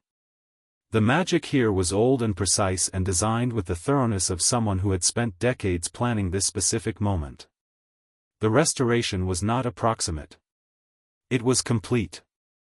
The man who stood in the graveyard was tall and pale with features that had been human once and had been refined away from human in the pursuit of something else. The face was flat, the eyes were red, the hands were long and white and ended in fingers that suggested not quite the right number of joints. But the presence, the weight and intelligence and terrible clarity of the presence, that was entirely real. Voldemort turned. He looked at Harry with the red eyes, and Harry looked back, and what followed was a moment that had no theatrical quality whatsoever. Two entities, looking at each other across a graveyard, and the specific recognition that passes between people who have been circling each other for years finally occupying the same space.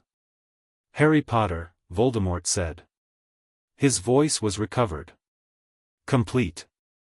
The same voice Harry had heard through Quirrell, but no longer compressed, full and dark and carrying the register of someone who has never had to raise it to make a room listen.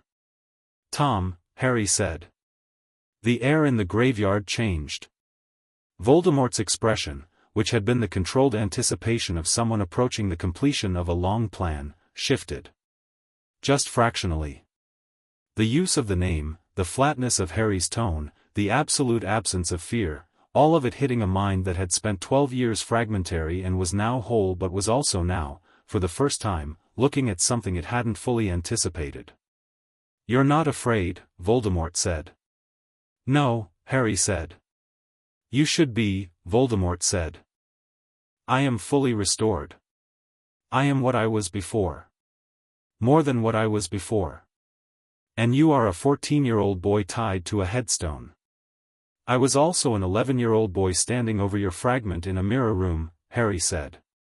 The numbers haven't been in my favor since the beginning. I've been working with them anyway. Voldemort looked at him. Then, with a gesture to the dark around the graveyard, he summoned his Death Eaters, the dark marks burning on arms across Britain, the circle assembling in the graveyard with the specific quality of people responding to something they had been waiting for and are now slightly overwhelmed to find is actually happening. Harry watched them arrive. 23 people in cloaks and masks. He catalogued them in the time it took them to assemble: reading capability, commitment, the specific quality of readiness versus performance. Most of them were performing. The ones who weren't were Bellatrix shaped in their stillness, genuinely dangerous, genuinely here. Voldemort moved through the circle with the ease of a man returning to his own property after a long absence, touching a shoulder here, calling a name there, speaking to each with the intimate knowledge of someone who had spent years in their heads through the mark. Harry watched him work the room and filed it under things to understand and counter. Then Voldemort turned back to him. I have things to say to you, Voldemort said. Questions. The years between your survival and tonight have been informative, in what they suggest about what you've become. He tilted his head. Bellatrix Lestrange taught you. Yes, Harry said. My most devoted, Voldemort said, and the word was possessive and absolutely certain, the word of someone who has not yet received a specific update to their model of the world. She was, Harry said. She isn't anymore. She hasn't been for 7 years. Something moved in Voldemort's expression. Devotion of that kind was never devotion, Harry said. She was hungry and angry and brilliant, and you gave her a place to put it. When Azkaban stripped the performance away, she found out what was actually under it. It wasn't you. The words moved through the circle of Death Eaters like a stone through water. Harry felt the ripple, the subtle shift in posture, the attention of people hearing something said aloud that some of them had been thinking in private for years. Voldemort's red eyes were very still. You're trying to turn them, he said. I'm telling you a fact, Harry said. Interpret it however is useful. Voldemort looked at him for a long moment. The assessment in those eyes was genuine and thorough, and Harry let it happen, the occlumency surface presenting the lake to any probe. Voldemort was a skilled legilimens, possibly the most skilled alive. He hit the lake and found still water and nothing beneath it, and Harry watched him find it and watched him recalibrate. She trained you well, Voldemort said. She trained me completely, Harry said. And she's about half a mile from here, which I mention because, he paused. Because you should factor it in. The graveyard went very still. She's inside the tournament wards, Harry said. She has been since before the task began. The thread between us goes both directions. She felt the port key the moment I touched the cup. The wards, someone said, one of the Death Eaters, and the voice had panic in it. She'll be through them, Harry said. She taught herself the breaking method. She used it on more complicated wards than tournament wards. He looked at Voldemort with the specific calm that had no pretense in it. I didn't come here to escape. I came here because I wanted to be here. Because this is the opening move and I wanted to make it on my ground, not yours. This is my ground, Voldemort said. My father's grave. My restoration. You are bound to a headstone with cords I cast myself and surrounded by 24 of my most capable, 23, Harry said. 11 performing, 8 uncertain, 4 capable. The 4 capable are McNair, Dolohov, the Lestrange brothers, your brothers-in-law, incidentally, hers too, she has opinions about them, and one I don't recognize. The rest are a social obligation you've been carrying since 1970. Silence. I've been watching the circle since they arrived, Harry said. I read capability levels out of habit.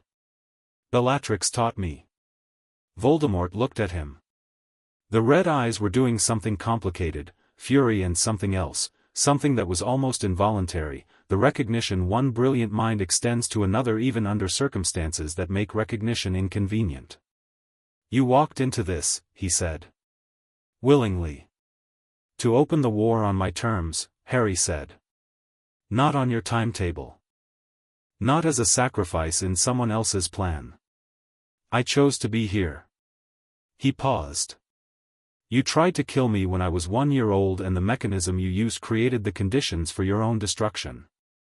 7 years ago a woman found me in a cupboard and decided I was worth keeping, and in 7 years what I've become is not what you planned for and not what Dumbledore planned for either. He looked at Voldemort steadily. You have never in your life dealt with someone who was entirely outside your design. Voldemort cast without warning. Crucio, full strength, the real curse from a fully restored wand, and Harry was still bound to the headstone and the curse hit. Pain was, it was its own category of experience, Harry had been told, and the telling was accurate. The cruciatus was not comparable to any other pain because it was not physical in the conventional sense, it was magical and direct, an overloading of the nervous system, and it lasted 4 seconds before Harry had organized his response to it. He did not scream. Not because he was trying not to.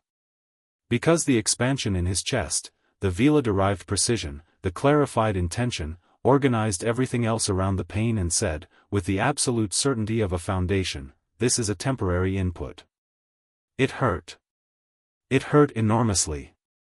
And it was also, in the precise way of things that are genuinely bad but not the worst thing and not the last thing, temporary. Voldemort lifted the curse and looked at Harry with something in his expression that he was not entirely controlling. Remarkable, he said. For seconds, Harry said. His voice was level. You'll need more than that. He felt Bellatrix the same moment the wards at the graveyard's edge broke. She came through the tree line like something the dark had been building since before the graveyard existed. The glamour was gone, she was entirely herself, dark hair and wild eyes and robes that moved like weather, and the Veela heritage was fully alight in her, visible to anyone with magical sensitivity as a kind of fire that didn't produce light but produced the sense of something enormous and genuinely old and not remotely interested in being controlled. The Death Eater circle fractured. The 4 capable ones held. The rest stepped back. Voldemort turned. The 2 of them looked at each other across the graveyard, Tom Riddle restored and Bellatrix Lestrange free, and between them whatever there had once been that had looked like devotion and turned out to be hunger that had found the wrong address for itself. Bellatrix, Voldemort said. Tom, she said, in exactly the tone Harry had used. And then, without preamble or ceremony, she cast. The killing curse hit the headstone 6 inches from Harry's left ear because one of the capable Death Eaters had moved to retarget him and Bellatrix had redirected the threat before it arrived, and the headstone exploded and the cords holding Harry dissolved in the concussion. He was free in the same motion. What followed was not a duel in the conventional sense. It was something faster and less choreographed and considerably more violent, and Harry and Bellatrix in a space together it was something that had a specific quality, the quality of 2 things that have been calibrated to the same purpose and have been waiting for the opportunity to apply that calibration. She fought like fire, enormous, consuming, attention-splitting. He fought like precision, specific, targeted, each spell the exact right instrument for the exact right purpose. The 4 capable Death Eaters were formidable. They were not sufficient. Dolohov went down to Harry's 4th cast, a binding compound with a ward-breaking component that Bellatrix had designed and taught him at 14. McNair went down to Bellatrix's 2nd cast, which was not kind. The Lestrange brothers, Rodolphius and Rabaston, lasted longer because they had the specific combat experience of people who had operated in war conditions, and they also had the specific disadvantage of fighting someone they had a complicated personal history with, which Bellatrix used without hesitation and without mercy. Rodolphius she put down with something that was not lethal and was worse than lethal in other ways, and Harry did not ask about it later because some things he trusted her judgment on entirely. Rabaston came at Harry specifically, recognizing him, Harry thought, or recognizing the specific quality of what Harry was doing, the precision that said trained here, and wanting to remove the precision from the equation. Harry let him commit and then didn't be where he was committing to, and the graveyard's stone wall received the Rabaston-shaped impact rather than Harry. Wormtail ran. Harry let him run because Wormtail running left the field simpler. Voldemort had been, not fighting. Watching. Taking stock with the specific deliberateness of a strategist who has encountered new information and is reprocessing his model. He had cast twice, both times at Bellatrix, and both times Bellatrix had met it and driven it back, and the exchange between them had a quality unlike anything in the rest of the graveyard, old and enormous and personal, the way a thunderstorm is personal when it's directly above you. Harry moved to Bellatrix's position. They stood in the graveyard together and looked at Voldemort, and Voldemort looked at them, and the remaining Death Eaters, the 11 performing ones and the 8 uncertain ones, were scattered at the graveyard's edges like weather had blown them there. "You can't kill him here," Harry said, quietly, just to Bellatrix. "I know," she said. "Horcruxes." 3 remaining, Harry said. "Possibly 4. The snake." 3, she said. "The snake is here." A nod toward the shadows at the graveyard's edge where Nagini moved, enormous and aware, and Harry felt her presence in the Parseltongue sense, the massive aliveness of her, the intelligence, and threaded through it like wire the soul fragment. "She is also a Horcrux. I confirmed it from his behavior when Pettigrew brought him through the forest." "For then," Harry said. "Including the one in me." "Which will be the last," she said. Harry looked at Voldemort across the graveyard. "Then we leave," he said. "On our terms." "Yes," she said. "He'll follow," Harry said. "Let him," she said. They had one more thing to do here. Harry walked toward Voldemort, which was, Voldemort's expression indicated, not expected. He stopped 12 feet away and looked at him with the flat, accurate assessment he gave everything, and he said, "You made 7 anchors. We have destroyed 2. We know where 3 more are. The snake," he nodded at Nagini, "we will come for. And the last one," he touched his scar briefly. "We will remove on our terms, in our time, without your involvement." Voldemort looked at him. "This is the opening move," Harry said. "Not yours. Mine. You were restored on my timetable, in a location I permitted, with information I chose to provide. The war begins now, and it begins on ground I selected." He paused. "The next time we meet, there will be fewer Horcruxes." "You are 14 years old," Voldemort said, and his voice had something in it that Harry had not heard there before. "Not fear, not yet. But its first cousin. The specific quality of someone encountering the edge of a territory they don't recognize and whose rules they haven't been told." "You keep saying that," Harry said. "It's going to matter less each time." He turned. Bellatrix was already moving, and he fell into step beside her, and they walked through the graveyard in the direction of the tournament grounds without hurrying. And behind them Voldemort stood over his father's grave in a body he had just restored and looked at the space where Harry Potter had been standing and the space where Bellatrix Lestrange had been standing and felt something he had not felt since the night in Godric's Hollow when a woman had refused to step aside. The beginning of something he didn't have words for yet. Harry and Bellatrix walked through the dark field beyond the graveyard, and Harry felt the compass, not distance now, not the thread pulled taut through miles, but immediate, present, the 2 points of it coinciding. "Your arm," she said. "The cut." "Shallow," he said. She looked at him with the graveyard-sharpened version of her full attention. "The cruciatus," she said. "For seconds," he said. "I held." She looked at him for a moment. Her expression had the quality it had when something exceeded the already high bar she set, and underneath the quality was something simpler and more direct.